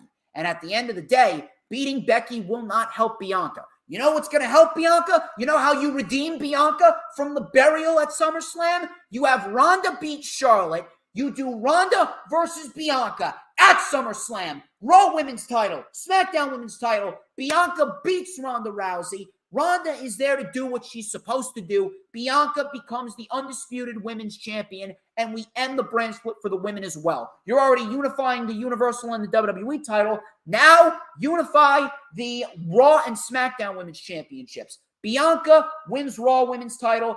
Rousey wins SmackDown. Title for title, SummerSlam. Bianca beats Rousey. There you go. That's how you save Bianca. That's how you salvage Bianca. That's how you redeem Bianca. You don't redeem her by beating Becky. Beating Becky now, after being booked like shit since SummerSlam, will do nothing. Nothing. Edge, he was hyped for WrestleMania. He was talking about what it takes to get on the show of shows. It doesn't really take much now, Mr. Copeland, because nowadays everyone's on WrestleMania because WWE needs to get everyone on the show. WrestleMania is shit. He talked about all of his WrestleMania moments, WrestleMania 17's ladder match, the match with The Undertaker, his last match in WWE at WrestleMania 27. He goes, every year I still dream about WrestleMania so I can be phenomenal. There's that tease for AJ Styles. I make everyone around me better and become undeniable. I'm laying out this challenge. I need someone to step up across the ring from me, who is still the best in this industry today. Step across the ring from the man who's still the best in this industry today. Step up, boys. I'll be waiting. Promo was great. Promo was awesome. And I know some people were saying Cody Rhodes. Again, I don't see it. They're dropping too many teases and making it way too blatant. WWE wouldn't do that. They wouldn't do that if they actually had him signed, sealed, and delivered. WWE does not have Cody signed, sealed, and delivered. More and more I take a look at this, the more and more I have a feeling it's a work. It's going to be AJ Styles. It's going to be AJ. And I'm going to say this right now. Edge and AJ Styles, it's all but confirmed. that is legitimately the only fucking match, at WrestleMania this year that I can tell you is the match that feels like WrestleMania. It's the only match that has any sort of intrigue to it just because of who those two guys are. That's it. It's the only reason why this match has any sort of intrigue, and it's not even confirmed. You take a look at WrestleMania's card, this is the only match that anyone, including myself, would even bother investing a moment of their time in. The only match that actually feels like a big deal, even over Lesnar and Roman. Like I said, they ran that shit into the ground. All I care about is having the titles unified and the brand split ending.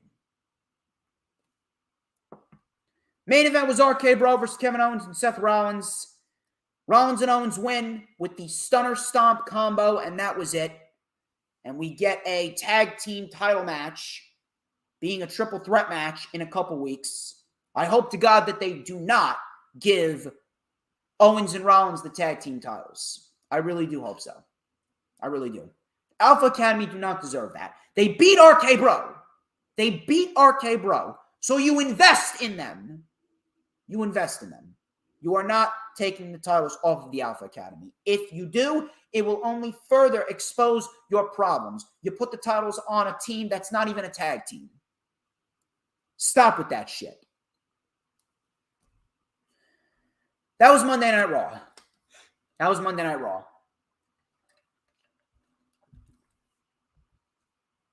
You guys have been great all stream.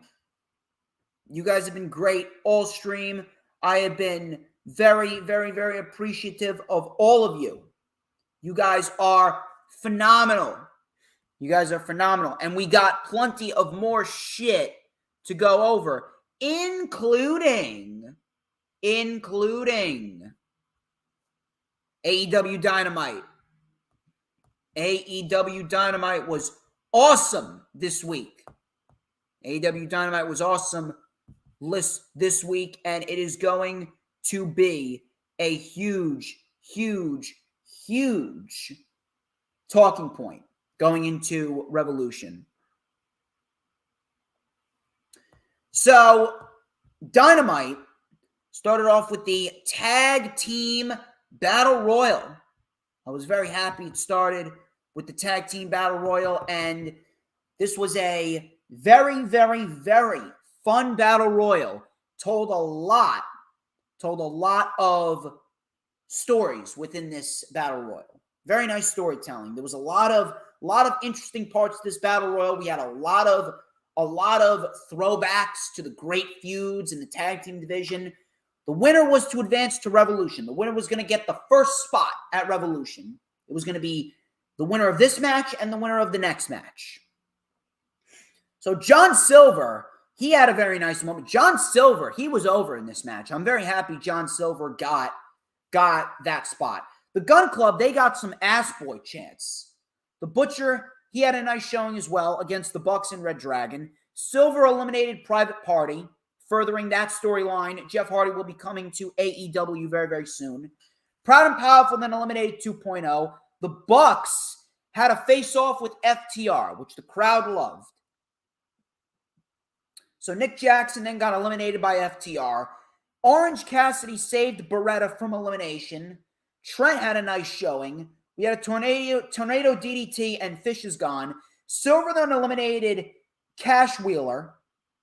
The crowd absolutely loved John Silver. And the final six, I believe, we had Matt, Trent, Santana, Dax, Kyle, and Silver left. Final six. We had some really nice back and forth. Santana and Trent actually had a face-off in tribute to that great parking lot brawl that we had back in the day. Fish then chopped out Dax's leg as he was on the apron.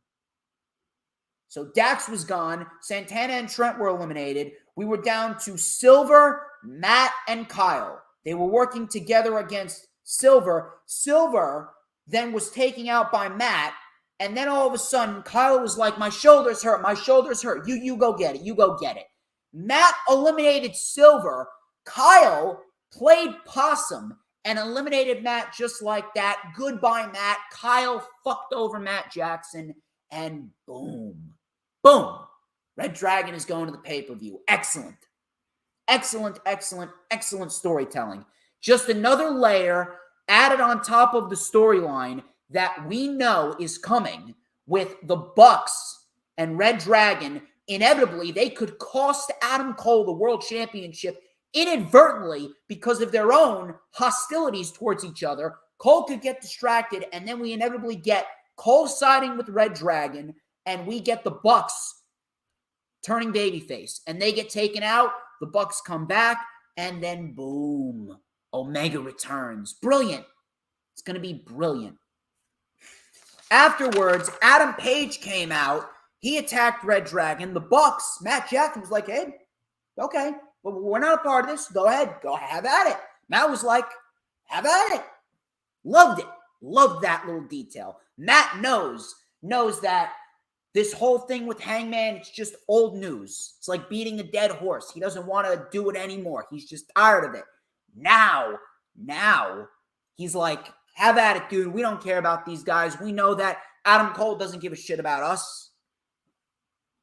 So he attacked Red Dragon. The Bucks allowed him to attack. Cole then came out. Page laid out Cole. Silver then took out the former Undisputed Era. He threw O'Reilly in the ring. O'Reilly caught a buckshot lariat, which he sold beautifully. Page took the mic and he goes, who's ready for story time with Adam Page, baby? Brilliant.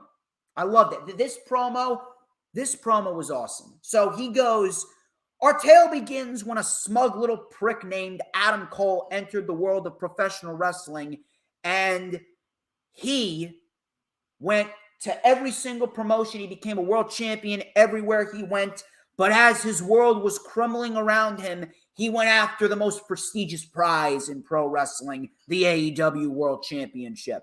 Not knowing that as he was itching closer and closer to the title, he was actually going closer and closer into a 6-foot hole in the ground. He took one step too close to the grave, and the better Adam laid him in the dirt. And the sound that the world heard when his corpse hit the dirt was boom. And he gave the middle finger to Adam Cole. This was the best promo that Adam Page has ever cut. The best promo that Adam Page has ever cut. And I'm telling you right now, this match with Adam Cole is going to be Adam Page's best match as world champion in his reign thus far. This was excellent. Awesome. Awesome, awesome, awesome, awesome, awesome. Very excited about this match. MJF came out. He looked very depressed. He didn't look like himself at all. This was actually awesome. This was really good stuff right here. So he's like, cut the music, cut the music. He ran down the moment that he met Punk. He was actually almost crying. He was talking about how he loves pro wrestling, how he loves AEW. He went on to talk about his ADHD, his learning disability, and how school for him was hell. The crowd did not buy this. The crowd did not buy this at all. They were booing the shit out of him. And I love that. And I'll tell you why. So he talked about fitting in as he was a football player, but he was bullied by his teammates for being Jewish. They threw quarters at him and they said, pick it up, Jew boy, pick it up. He realized he was going to meet CM Punk and how he wanted to be like CM Punk. So the people obviously didn't buy this. They were still booing. He talked about how Punk left in 2014, how he went to college, and he saw a picture of CM Punk and Bryan Danielson shaking hands. And he made a promise that he was going to become the best in the world in spite of CM Punk. He left, did CM Punk. You left us high and dry, he said. You can whip me with the chain, but I will not quit, because then I'd be no better than you. My name is Maxwell Jacob Friedman, and I'm better than you, and you know it. CM Punk then came out. He looked very angry. He looked very confused. Punk then came into the ring, and he said, is this true? Is it really true? He was like a little angry, a little confused. MJF said yes. He was crying. And then he just left. Very uncharacteristically like MJF. Really good stuff. And this right here is going to be excellent because at the end of it all, Punk knows that MJF is playing him like a fiddle. Punk knows that MJF is playing him like a fiddle, and this is all just a rouge. And this rouge is absolutely going to be a big deal going into the match. I'm going to make a bold prediction right here.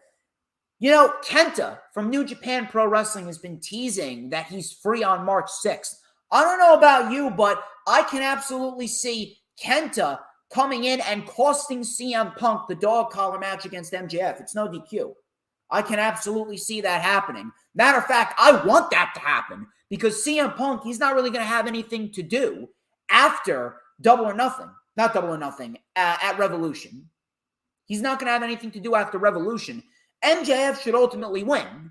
So at the end of it, what are you going to do with CM Punk after Revolution? Put him against Kenta. Battle of the GTSs. That's a great fucking match for Double or Nothing. That would be awesome. I'd go forth with that. But this was really good stuff. I'm loving this feud. Kings of the Black Throne. Kings of the Black Throne. This is Brody King and Malachi Black versus Penta Oscuro. He looked amazing, coming up with the Grave, the Dark Pentagon Jr. This is awesome. Penta Oscuro and Pac. This was a good match. I did not like the ending. I don't understand why we needed to have Malachi and Brody lose, but I kind of understand why they did that. Malachi Black's actually undefeated in singles competition in 2022. It's actually undefeated in singles competition in 2022. So taking a tag team loss, I get what they were trying to do because considering who came in at the end of the match, that guy, Buddy Matthews, and Brody King will be the tag team. Malachi Black will be the singles guy. I get it, but I don't know. I get it, but I think it was kind of weird that they had Black take the loss. That's just me. But I do think that considering Black is undefeated in singles competition, I think that we do get Black versus Sammy for the TNT Championship at some point. I think that's going to be a great match, and Black should win. So, Brody chopped Pac. This was crazy right here. Brody put Pac on top of Penta's shoulders. Brody chopped Pac on top of Penta's shoulders, and we had Pac delivering a reverse Spike Rana, a poison Rana to Penta. That looked fucking crazy. We had a Meteora by Black, German suplex for a 2. Brody was then sent into Black. Everyone started diving on everyone. We had a big German suplex. Black then made the blind tag. Penta blocked the mist. He actually covered Black's mouth, and Black swallowed his mist. Black swallowed his mist, and they pinned Malachi Black, and Death Triangle gets the win. Black then got the shovel. He got the shovel, and he went for the shovel, piercing it into Penta's neck. But all of a sudden, the lights go out. Let's come back on. Buddy Matthews is in the ring. Buddy Matthews is in the ring. Crowd is chanting, holy shit. They loved it. Crowd chanting, holy shit. It was awesome. And we get Matthews teasing the attack. Teasing the attack on Black and Brody. All of a sudden, Buddy then, with a big knee to Penta's head. And then we get the chair being brought in, and we get Buddy stomping Malachi Black's opponent, Penta, into the chair head first. Excellent. Lights went out, lights came back on, they were gone. Excellent. And I'm telling you, when Phoenix comes back and we get this 6-man tag, Holy shit, it is going to be fucking amazing. It's going to be huge. It's going to be absolutely huge. So, now that we have Buddy in there with Brody King and Black, he's kind of back to being a singles guy now. I can absolutely see Black taking the title off of Sammy potentially sometime between Revolution and Double or Nothing. Maybe he takes it off of Sammy at Double or Nothing. Takes it off of Sammy at Double or Nothing, and we get Malachi beating Sammy, and we inevitably get the rise of Malachi. He beats Sammy. Malachi Black holds the championship, and now we are off to the races with Buddy and Brody going after the tag team titles. That would be great. That'd be awesome. Really good stuff. I can't wait for the six-man tag as well. Thunder Rosa and Britt Baker, their contract signing is official. Their contract signing is official for Rampage, which was great. We'll talk about that in a little bit. Eddie Kingston and Chris Jericho had their face-to-face confrontation. This was fucking awesome. Fucking awesome. Awesome stuff right here with Eddie Kingston and Chris Jericho. So they had their face-to-face confrontation. We had security out. Kingston actually mocked the security. So Jericho called Kingston a street thug. Kingston said, I'm not a sports entertainer, and this ain't a sports entertainment company. My man, go down the block. Loved it. Love that. Little shot at WWE since they were in Connecticut. Jericho said, this sports entertainment will actually be entertaining. I'll tell you a story about Eddie. Everyone was so excited, and I thought, who the hell is Eddie Kingston? You look like a jobber. But then I saw you, and I thought to myself, this guy is good. And I told you that. The people were going to love you, and I was right. And it was a feel-good story. Everyone was happy. But I didn't give two shits. I realized that you were jealous of Chris Jericho. I was very much hoping that they were going to bring this up. He says, I made it to the big time when I was 22. I main evented pay-per-views, world champion. You're jealous of me, Edward. You don't believe you can achieve what I've achieved. And then Eddie goes, you main evented pay-per-views because I wasn't there. And I'm going to be me till I die. Kingston then mocked Jericho and said, I want to fight you at the pay-per-view.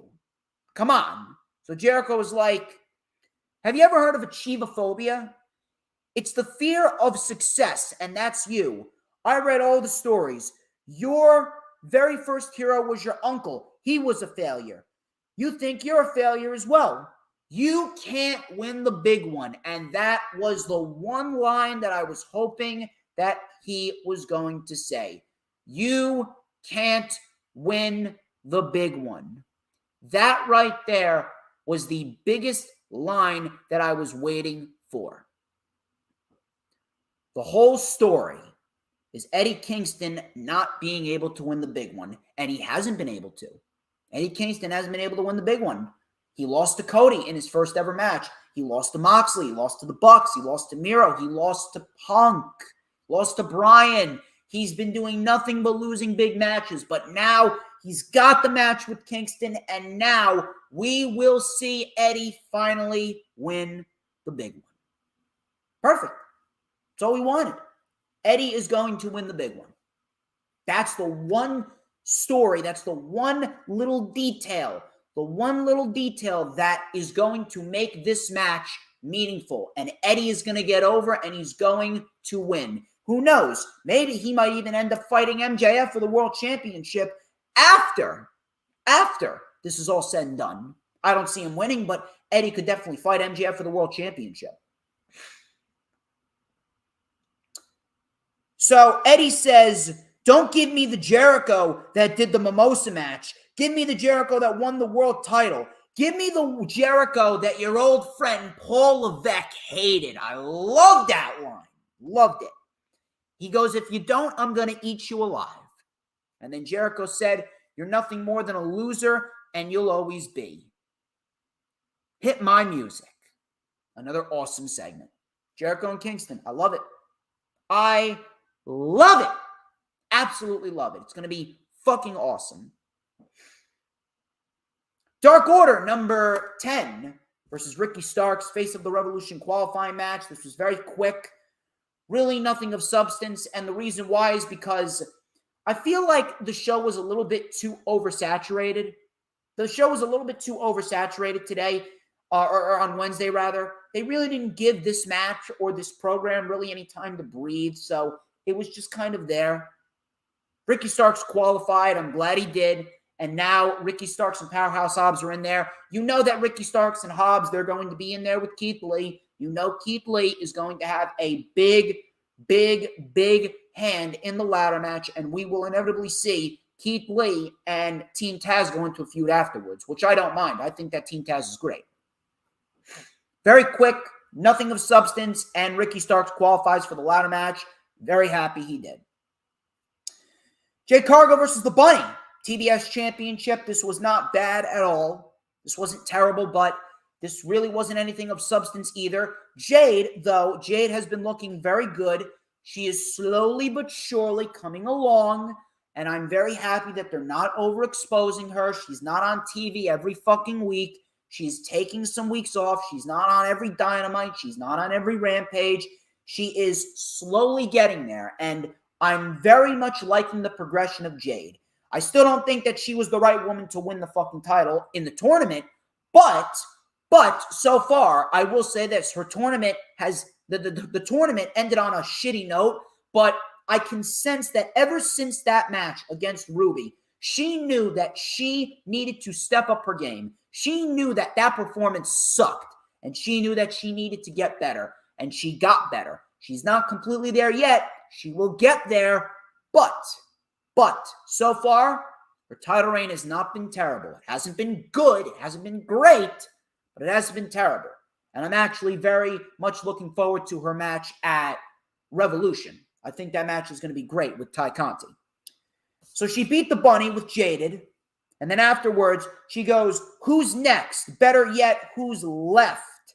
Ty Conti then came out and said that I'm the one who's going to beat your ass. Bunny was then hit with the Ty KO. Jade then hit a very nice looking punt kick. Ty Conti sold it like she was knocked the fuck out cold. And we get Jade and Conti at Revolution for the TBS Championship, which I'm very much looking forward to. That is going to be awesome. Ty Conti, she had a fantastic match with Britt Baker. And if she has a great match with Jade Cargill as well, hey, I think that this is going to be a very solid title defense. This could be Jade Cargill's best match. This could be Jade Cargill's best match as the TBS champion. I'm very much liking what they are doing with Jade Cargill so far. Just keep on doing what you're doing. Don't overexpose her. Don't oversell her. Don't put her in the spotlight too much. Just do what you need to do and have her get through Revolution and beat Ty Conti. I'm not sure where else she goes after Revolution. We'll have to wait and see. So next week we got a big show. We got Adam Page in the Dark Order. This is John Silver and Alex Reynolds. Adam Page, John Silver, and Alex Reynolds versus the Paragon. That is Adam Cole, Bobby Fish, and Kyle O'Reilly. We also got the Casino Tag Team Royale, and I do believe we may see them boys. We're going to see the Briscoes, and I cannot wait for it. I'm loving it. I hope we see the Briscoes, and I hope we get the Briscoes versus FTR soon. I'm fucking loving that. On Revolution, we got Serena Deebs, 5-minute open challenge, Orange Cassidy and Anthony Bowens in a Face of the Revolution qualifying match, and Sammy and Andrade for the TNT title. In the main event, Daniel Garcia fought Bryan Danielson. Very quick, very effective. Garcia ended up passing out with Bryan in a triangle choke, and that was that. And Bryan Danielson won. AEW actually cracked over 1 million viewers. Very happy that they did. Then, Moxley came out after 2.0 attacked Bryan. Moxley took out 2.0, delivered a paradigm shift to Garcia. Bryan then took the mic.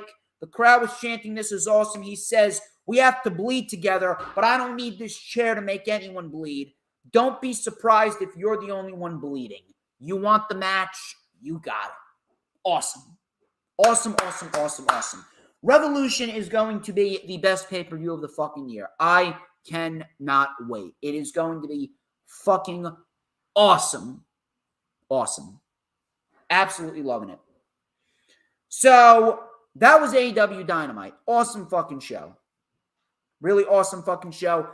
Thank you guys once again. You guys have been fantastic since day one, really. Yes. You've all been fantastic since day one, but since the stream started, you've been fantastic. We got 3 more shows to go over. 3 more shows to go over, and then we'll be getting on out of here.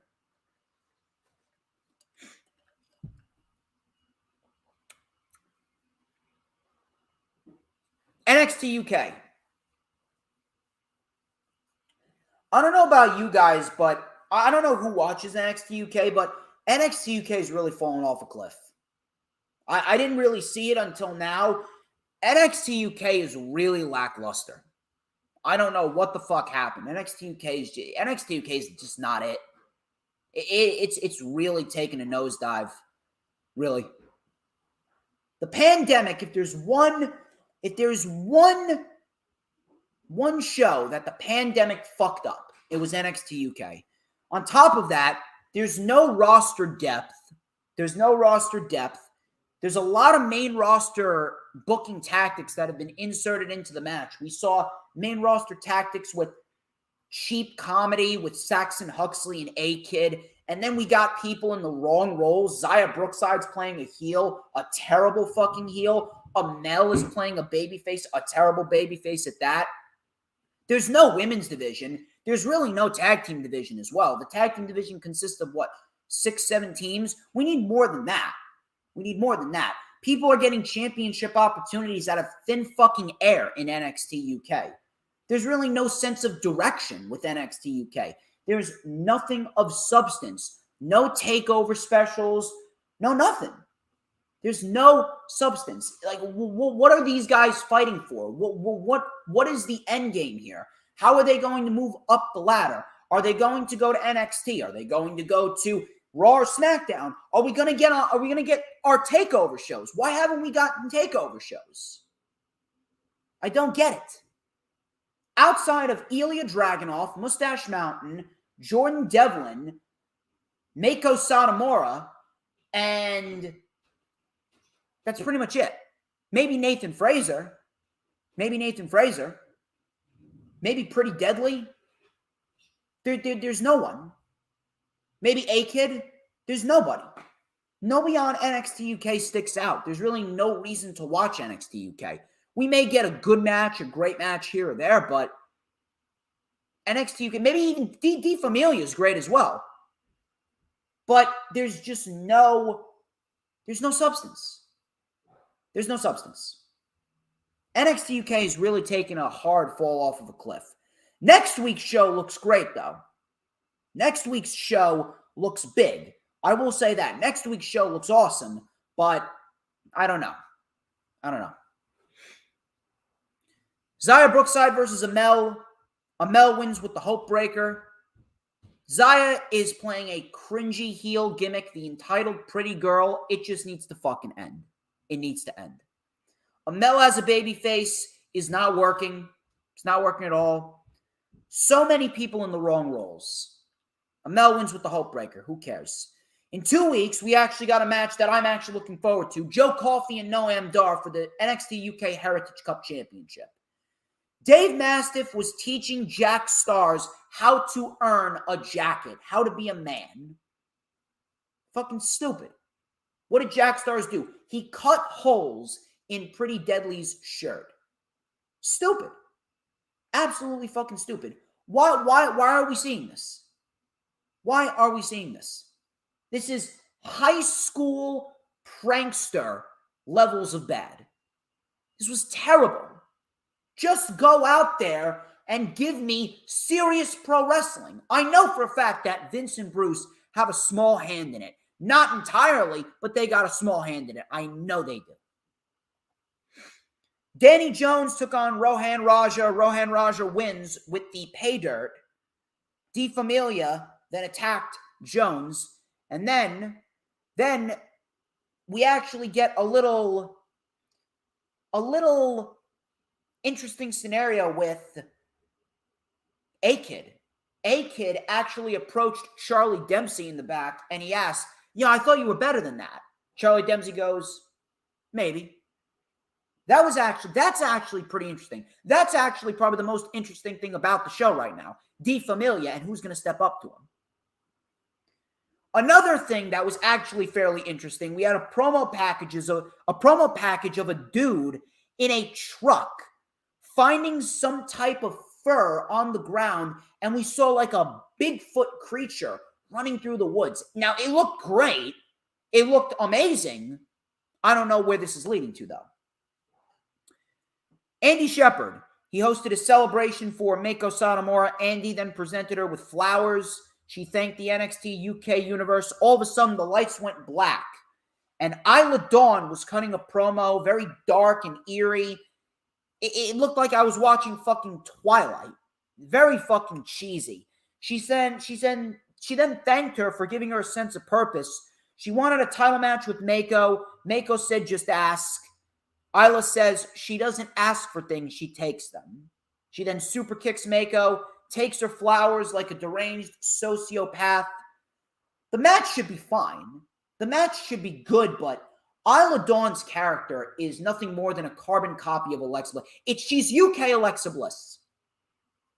The only difference is Isla Dawn is a better wrestler than Alexa Bliss, but her character is nothing more than a carbon copy and a witchy type character, a witchy take on what Alexa Bliss is doing with the Fiend gimmick. It's stupid. Alexa Bliss and Isla Dawn, I cannot tell the difference. The character fucking sucks. Just another thing that's wrong with NXT UK. NXT UK, again, has fallen off a cliff. The match with Isla and Meiko should be great, but do you really care? I don't. Next week's show actually looks great, though. Next week, we got Ilya Dragunov versus Nathan Frazer for the NXT United Kingdom Championship. That should be fucking amazing. We also got Pretty Deadly versus Jack Stars and Dave Mastiff next week. Should be great. And then we got Shaw Samuels and Mark Coffey. The one thing that I will say that you should go back and rewatch from NXT UK this week was Ashton Smith and Oliver Carter versus Mustache Mountain. Ashton Smith and Oliver Carter versus Mustache Mountain for the NXT UK Tag Team titles. This match was awesome, and the ending was actually very interesting. And the ending makes me believe that we could be on the verge of something fantastic with Mustache Mountain, and we're going to talk about it. So the match itself was great. Mustache Mountain were in control early. Smith came in with a huge shoulder tackle. Bate came in with an airplane spin. Carter with a front flip heel kick. We had a nice Frankensteiner and an axe kick for a 2. Oliver Carter and Ashton Smith, they're a great tag team, I will say that. Bate then with a nice exploder and a standing shooting star press for a 2. We had a rebound lariat. We had a tag to Trent Seven. Ashton Smith then aided Oliver Carter in a silly string DDT, similar to what Private Party does. Oliver Carter with a springboard moonsault for a 2. We had a 7 stars lariat and an emerald frozen. Carter saved the match. Ashton Smith, this was beautiful right here. Ashton Smith caught Tyler Bate in midair and spun him around in a beautiful Blue Thunder bomb and dropped Tyler Bate. Tyler Bate kicked out. We had a rock bottom on the floor by Oliver Carter to Trent Seven. A diving leg lariat by Smith. Tag to Carter. Assisted electric chair cutter combo. But then we had Trent Seven saving it. Big moves all in a row, one after the other. Big move, big move, big move. We had a super kick by Smith. A capo kick by Bate. Bop and a bang Bate pin Smith. This was the ending. Bate pin Smith after the bop and the bang. 7 saw that Ashton Smith had his foot on the rope. 7 pushed it off. 7 pushed it off. Great match. A very sneaky ending. And the reason why I say this could be great is because Trent Seven, he's been acting very desperate as of lately. It's very subtle, but you can sense Trent Seven's been acting very desperate as of lately. He's been acting as if he needs to win by any means necessary, or else he doesn't feel as though this will mean anything. So at the end of it, Trent Seven, after they lose the tag team titles, maybe they have some disagreements. And then maybe we see Trent Seven turn heel on Tyler Bate. And if that's the case, we could very well be on the verge of the NXT UK version of Johnny Gargano and Tommaso Ciampa. It's going to be fucking great. I guarantee you right now it's going to be great. And I can't wait for it. This is going to be interesting. This may be the best thing that NXT UK has ever produced.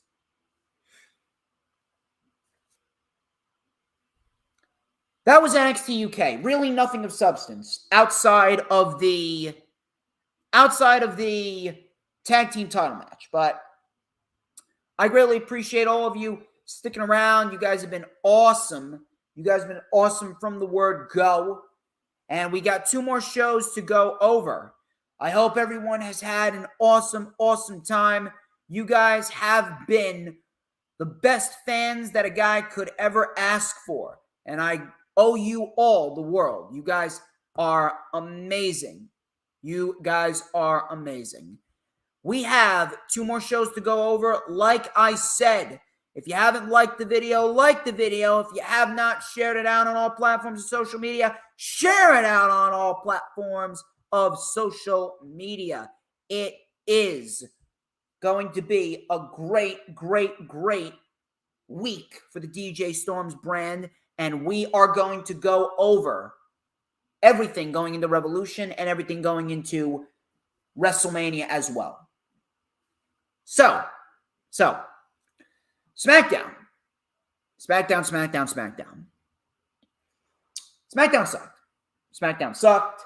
Really no reason to watch SmackDown. I don't understand why anyone would invest their time in watching SmackDown. SmackDown sucks. The only thing that I care about as far as SmackDown goes is when are we finally going to get the end of the brand split? When is SmackDown finally going to be a must-see show again? Probably never.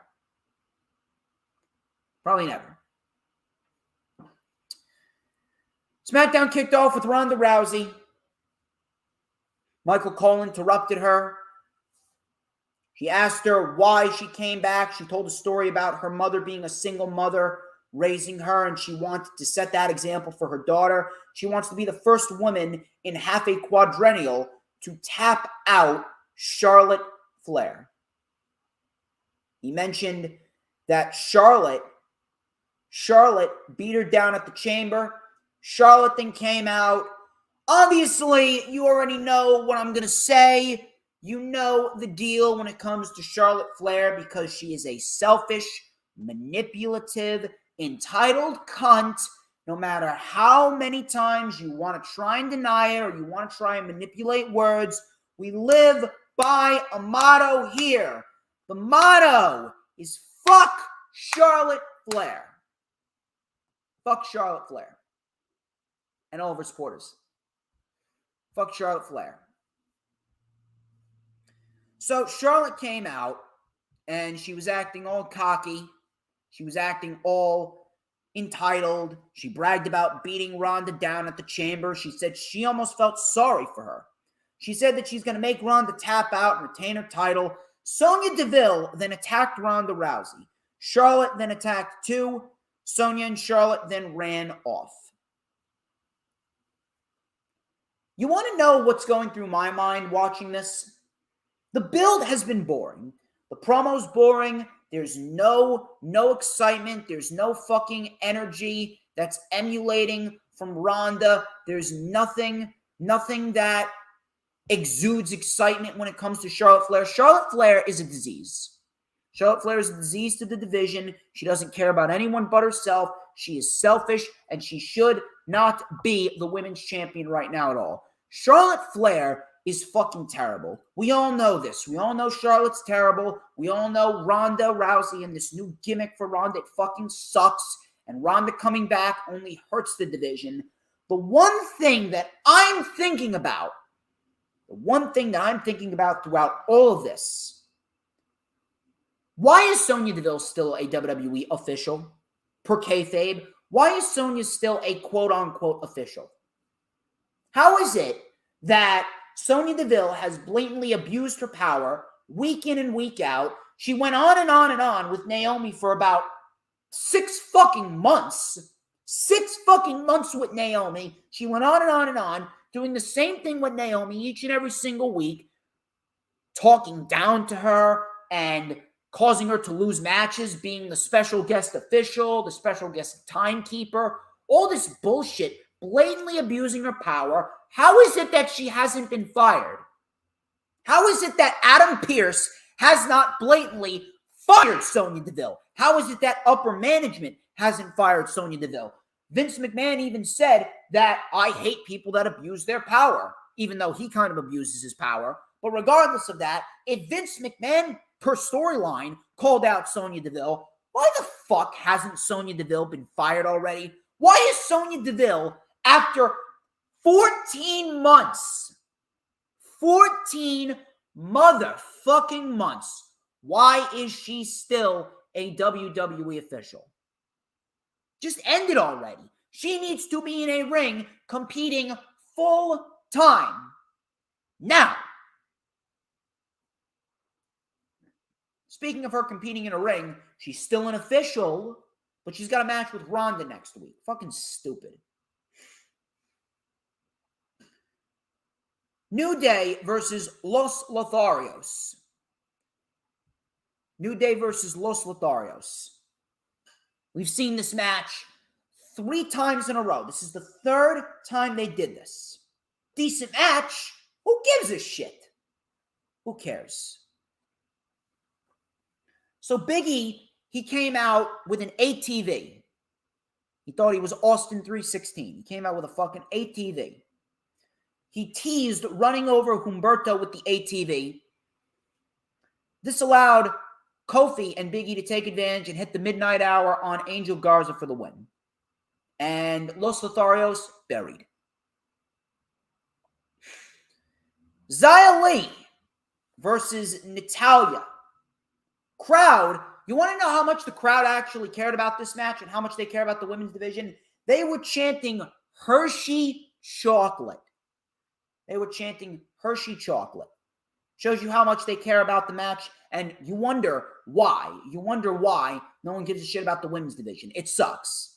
Xia actually looked decent, but how long is that going to last? Not too long. Xia won with the spinning heel kick, but do you care? I don't fucking care. It's meaningless. Doesn't mean anything at the end of the fucking day. It means nothing. At the end of it all, it goes to show you that the division sucks. The division needs proper booking. There are no legit stars in the division. And the entire WWE product right now, minus Brock Lesnar and Roman Reigns, because every single show is the Brock Lesnar and Roman Reigns show, the shows are not good. Shows are not good. No one gives a shit about Xia Li. I want her to succeed, but no one gives a shit about Xia Li. Crowd chanted Hershey fucking chocolate. Why? Because they didn't give a shit about the match. Sami Zayn came out to celebrate his IC title win. He went on and on about overcoming the odds and the conspiracy against him. I love Sami Zayn, but holy shit, this conspiracy theorist, Sami Zayn, this heel Sami Zayn character, they've run it into the ground. They have run this shit with Sami Zayn into the ground. We need the old Sami Zayn. We need the underdog from the underground Sami Zayn back. We need it.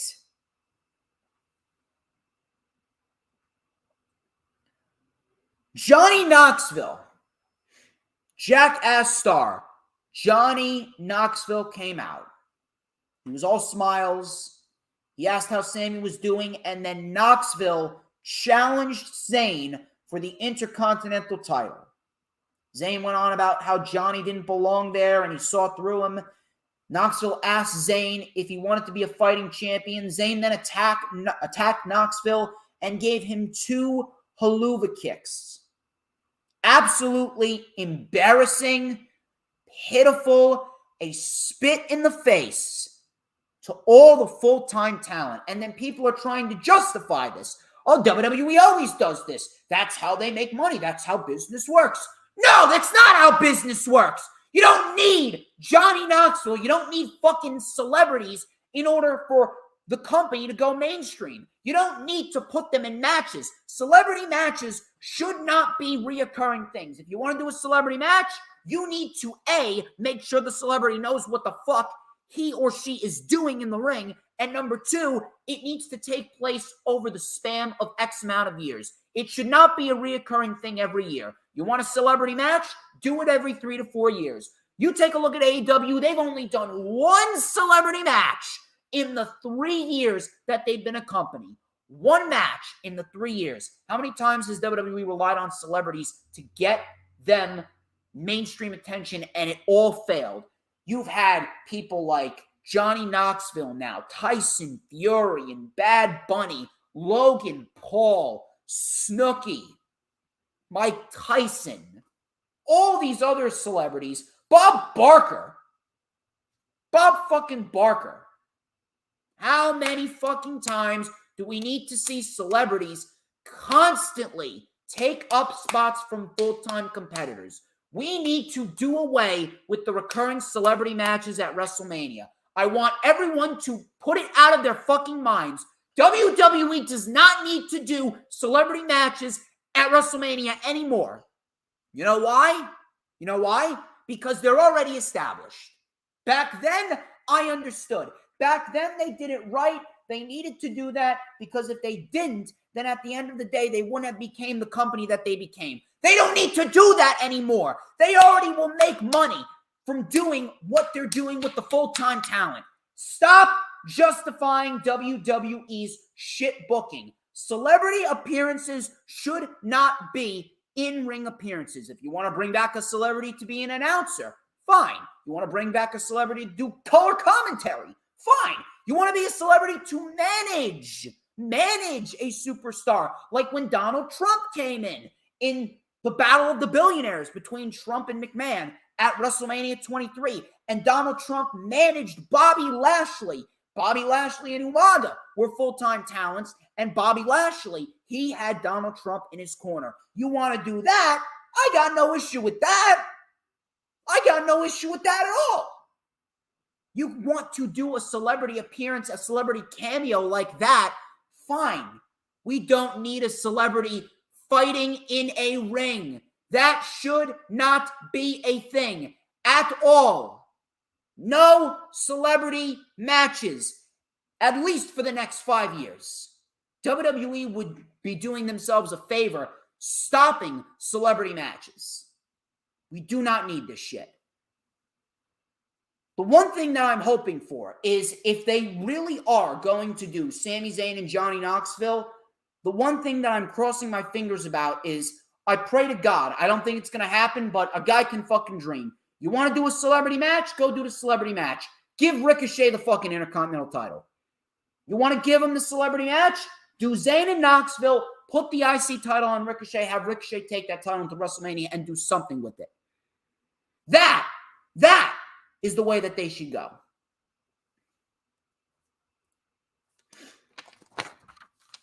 Shotzi versus Sasha Banks was scheduled. Naomi came out to watch the match. Also, I'd be floored. If Shotzi still has a fucking job within the next few months. I'd be shocked. Banks statement, Shotzi taps out in seconds. Goodbye, Shotzi. Naomi then stepped into the ring and said, "You're looking at the next women's tag team champions." Oh, really? Really? So now we have Ronda Rousey and Charlotte Flair and Becky Lynch fighting fighting for all the glory. Meanwhile, Sasha and Naomi, the women that should be fighting in the main event of WrestleMania, fighting for the women's championship, they're going to get the scraps, taking the most worthless titles in the industry. No, this will not elevate the titles. No, this is not going to make anyone interesting. It's not going to make the women's tag team division interesting. There is no fucking division. There are no women's tag teams. Get rid of the fucking titles. What happens? They're going to win the championships, and they will do what with them? They'll do nothing with them. Nothing. Happy Corbin versus Drew McIntyre was supposed to take place. Corbin hyped up Moss, and he said that you should take the match. So Moss then took the match. Claymore, goodbye. Who cares? Look at this WrestleMania card. Roman and Lesnar, Ronda and Charlotte, Johnny Knoxville, Sami Zayn, Logan Paul and The Miz versus Rey and Dominic Mysterio. Now we got Drew McIntyre versus Happy Corbin, potentially Stone Cold versus Kevin Owens, and Edge and AJ Styles thus far. Becky and Bianca. This is looking like the worst WrestleMania ever fucking assembled. I hope to fucking God that show is fucking rioted and they take over the fucking show. This is pitiful. Roman and Brock.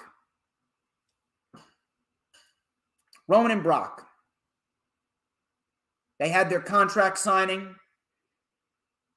The biggest match in WrestleMania history, which is not true.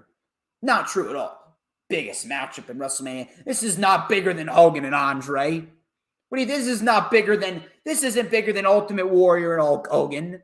This isn't fucking bigger than The Rock and Austin. This isn't bigger than fucking Rock and Hulk Hogan. This isn't bigger than Undertaker Michaels. This isn't bigger than Undertaker Triple H End of an Era. This isn't bigger than any of that bullshit. This is not bigger. This is bigger than zero of that. None. This isn't bigger than Edge versus Undertaker, world title versus The Streak. This isn't bigger than, this is bigger than Ric Flair versus Shawn Michaels, WrestleMania 24 in Ric Flair's retirement match. This match is bigger than that. We've seen this matchup 8 times. The only intriguing thing about this is the fact that the brand split could possibly end, and I hope to God it does. Blah, blah, blah. Brock called Heyman a dick. Brock then said he's going to kick Roman in Heyman's ass. Heyman then said Lesnar will lose in MSG. Roman then said that all of this is mine. Everyone works for me. Lesnar then attacked the security guards and stood tall. Yada, yada, yada. Goodbye. Who fucking cares? I don't care. Just give me the ending. Just put the titles on Roman, unify the titles, and end the brand split once and for all. Goodbye. I am done. Done with this. I don't care about Brock Lesnar and Roman Reigns. I don't give a shit. I'll tell you, though, what I do care about. I'll tell you, though, what was good. AEW Rampage. That was a great show. I don't like that it's back at 10 o'clock, but I will say this. AEW Rampage on a Friday night after a shit SmackDown. Rampage really does help me wash the taste out of that shit SmackDown show out of my mouth. And I know everyone here is a big fan of AEW Rampage, because Rampage is the best Friday show and the only Friday show that you need to watch.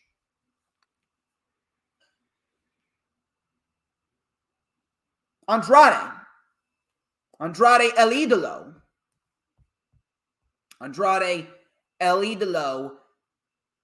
We had Andrade taking on Sammy Guevara.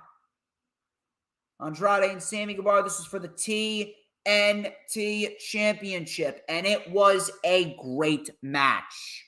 Great match right here. Awesome match right here. And I'm very happy that these two were given the opportunity to showcase what they can do here on Rampage. I actually had Andrade winning this. And to be quite honest with you, if I was booking this, I still would have given the win to Andrade. Now, we could very well still get Andrade winning. We could inevitably see the triple threat match between Darby, Andrade, and Sammy, potentially on Dynamite. We could see that on Dynamite probably after the pay-per-view. Maybe we get that at Battle of the Belts Part 2. Andrade, Sammy, and Darby. Battle of the Belts Part 2 for the TNT Championship. I'd love that. I'd absolutely love to see that. That'd be awesome. So, Sammy was awesome. Andrade's awesome. Sammy was in control early with a Spanish fly. Andrade took over with a shove to Guevara, sending him to the floor. Andrade then was caught with a Fosbury flop by Sammy. Andrade with a slingshot DDT for 2. Sammy came back with a beautiful avalanche Spanish fly for 2. Andrade tried to take the turnbuckle pad off, and then we had Matt Hardy taking the buckle of the opposing turnbuckle off, which was very good.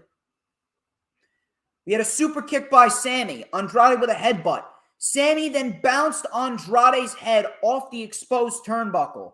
We had a double jump cutter. Andrade sold it beautifully. And Sammy Guevara retains in a very, very, very good match. Very good match. I would have had Andrade win, but Sammy's fantastic. Sammy's fantastic. I can't really overly complain about Sammy. Sammy Guevara, absolutely a future world champion. Sammy Guevara, absolutely future pillar of the company. Sammy Guevara is amazing. Sammy Guevara is fantastic. Afterwards, the HFO attacked. Darby and Sting then came out, and then they took out the AHFO. So at Revolution, we will get Andrade, Hardy, and Isaiah Cassidy versus Sting, Darby, and Sammy. Tornadoes Trios match. Now, I understand why they're doing this. I would prefer the triple threat match between Andrade, Sammy, and Darby, but I understand why they are doing this. They're doing this for storyline purposes, because the storyline here with Matt Hardy is the fact that he keeps on losing, which results in him getting frustrated over and over and over again. And what we are going to be subjected to is Hardy losing one last time here in this match. Jeff Hardy is going to inevitably come in. Matt Hardy is going to lose in this match, and this will be inevitably the last straw for Matt Hardy. That's why they're doing this match. This is going to be Matt Hardy's last straw. He's going to walk away. He's going to call upon Jeff Hardy, and we're going to be off to the races towards the match between the Hardys versus the tag team champions, whoever they may be, and we will get the Hardys inevitably winning the titles, having one last run with the titles, dropping them to a babyface team, and then ultimately retiring. And that's how it's going to go, which I got no issue with. At all. I think that is probably the best route to go for the Hardys when it comes to that. It's best for them to be a tag team, and it's best for them to go after the titles, have one last run with the titles.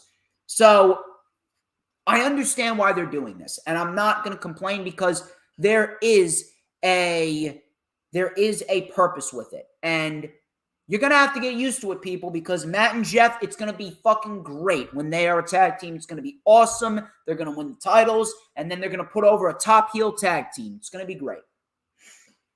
QT Marshall, he cut a promo. He challenged Hook. He said that he doesn't have the balls to come out. Hook eventually came out, obviously. QT Marshall tried to send some students after Hook, and Hook just fucking destroyed him. And I love Hook. Hook is great. Hook is awesome. And if we get the buy-in match with Hook and QT Marshall. I think that's going to be great for Hook. It's going to get Hook in front of a live audience. It is going to get him a competitive match, and it's going to be a great showcase. Hook has been handled beautifully. And I know Dee Dee, she's going to be a fan of the Hardy Boys when the Hardy Boys come into AEW, and we will see Jeff and Matt Hardy win the tag team titles. It's going to be great. I know Dee Dee's a fan of that. Nick Comoroto versus Wardlow. This was actually very impressive for Wardlow. Wardlow was just destroying Nick Comoroto. We had the Powerbomb Symphony. The Powerbomb Symphony. And Wardlow won. The crowd loved it. Spears then took the mic after hitting Comoroto, and then he actually had Aaron Solo up, did Wardlow. He hit Aaron Solo in the back as Wardlow was going to powerbomb Aaron Solo. Wardlow was pissed, and this is what I loved about this. Spears was like, all right, listen, this isn't working. The Powerbomb Symphony, look, it's not working. It's not getting over, which is bullshit, by the way. And Spears was trying to butter up Wardlow, but Wardlow was not buying this shit. Wardlow wasn't buying it. Why did they do this? It's quite clear why they're doing this. This is picture-perfect storytelling, and this is what I love about the storyline with Wardlow and MJF. It's not that prominent, but at the same time it is. It's like an under storyline that they're telling with Wardlow and MJF as MJF is feuding with Punk. And Spears, this is great because at the end of it all, Spears knows that Wardlow is getting over. Spears knows that the Powerbomb Symphony is getting Wardlow over. And the fact that Wardlow is getting cheers, Sean Spears is fearful that Wardlow is going to get so many cheers, and he knows he's outshining MJF. People love Wardlow over MJF. So he's trying to shut that down because he does not want Wardlow and these cheers to go to Wardlow's head. He does not want Wardlow to have these cheers get so loud that fans want to see him powerbomb MJF, and he's going to split away from MJF. Sean Spears knows everything that's going on. He knows that Wardlow is becoming more popular than MJF. It's simple, but yet brilliant. Simple, but brilliant. I love it. I love me some Wardlow. Wardlow is going to be a big deal. Serena Deeb. She won the 5-minute rookie challenge. She just destroyed Kayla Sparks. Deeb looks great. I can absolutely see Deeb definitely as one of Thunder Rosa's top opponents after Revolution. Speaking of Thunder Rosa, she and Britt Baker had the contract signing. Thunder Rosa said she's going to give the people a better champion. She called Rosa a cheating-ass perra, which means a cheating-ass bitch in Spanish. Britt Baker, being Britt Baker, obviously she's being all sly and snarky. She goes, the only time Thunder Rosa is relevant is when she is mentioned in a sentence with Britt Baker. Why was everyone talking about me after that Lights Out match? I got the t-shirts, I got the love, I got the title. You will never be the star that I am. I built AEW from the ground up while you were wrestling on YouTube. You don't hate me, you love me, but you will never be Dr. Britt Baker, DMD. Awesome. Excellent. Afterwards, she signed the contract and we get this big brawl. Mercedes Martinez then came out to help, and the baby faces stand tall. Excellent stuff. Excellent stuff. I am very, very, very, very happy that we're getting this match. And I got to give credit. To Top Rope Squishy, because it was actually Top Rope Squishy that called this. Top Rope Squishy called it, and I got to give credit to her. She called that we were going to see Rosa and Britt Baker at Revolution. So, at the end of it all, Squishy deserves the credit there. Awesome stuff right there. Shout out to you, Squishy. Main event was Anthony Bowens versus Orange Cassidy. Caster and his rap was very, very sloppy. Not all that impressive. Obviously, not every single individual is going to not every single rap, not every single rap is going to be a steal the show type of rap. Afterwards, Cassidy, he took the mic. Caster wanted Cassidy to rap. Cassidy goes, yo, listen. He put the mic by his feet and he lightly kicked Max Caster. Wheeler Yuta then took out Max Caster. Cassidy kicked. He kicked Anthony Bowens, kipped up, and then he took the mic and he goes, word to your mother. That was great. I think Orange Cassidy's fantastic. Orange Cassidy might be one of my top picks to win the ladder match if they want him to. He might be one of my top picks. So Bowens then took over on Cassidy. Cassidy with a crossbody. Very nice strike combo by Bowens. Bowens is very underrated. I don't know what you guys have been watching when it comes to Bowens, but Bowens is very, very, very underrated. Bowens, he looks great. He's charismatic. His facial expressions are great. The guy can sell his ass off. Bowens is awesome. Bowens does not get enough credit. Everyone always looks at Caster as the one that has all the star power just because of his raps. Bowens is awesome. Bowens is great. Bowens deserves a lot more credit. So Cassidy hit a stun dog millionaire. Bowens with a running knee strike. That got a 2. Cassidy with a Meishinuku driver for a 2. Springboard senton by Orange Cassidy on the Acclaim. Diving DDT and a satellite DDT. Bowens still kicked out. Danhausen. Very nice and very evil. I'm slowly becoming a fan of Danhausen. I don't know why. I didn't like him at first, but I'm slowly becoming a fan of Danhausen. Slowly.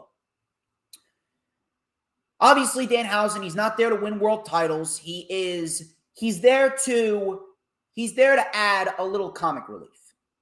Not there to win world titles. So Danhausen came out. He was wearing like a mask and a hood. And then they unmasked Danhausen, and Danhausen cursed. He cursed Max Caster. Max Caster caught an orange punch, and then we got another orange punch to to Anthony Bowens. And then we inevitably see Orange Cassidy advance. Very fun match. Very fun match. Very good show for AEW Rampage. Loved it, and I love the format. I just really wish that they would be on Fridays at 7 rather than on Fridays at 10. But regardless of that, it was a very, very, very fun show. I think that it's going to be a very, very, very, very fun show next week for Dynamite and for Rampage and Revolution, pay-per-view of the year. Just you wait. It's going to be great. But ladies and gentlemen, that wraps up this edition of the Lightning Flash Update. I would like to thank each and every single one of you who tuned into the video. Danielle Wolf, Dee, DJ Sums, and Peanuts, and Adam Carl. Thank you all for tuning into the show. Don't forget to like, comment, subscribe. Check out all the links in the description. We got a loaded weekend coming to you next weekend with the LFU and the rundown for AEW Revolution. It's going to be fucking awesome. I hope you guys have a great weekend, and I will catch you all next weekend. And remember, who runs the IWC? Who but DJ motherfucking Storms? Peace.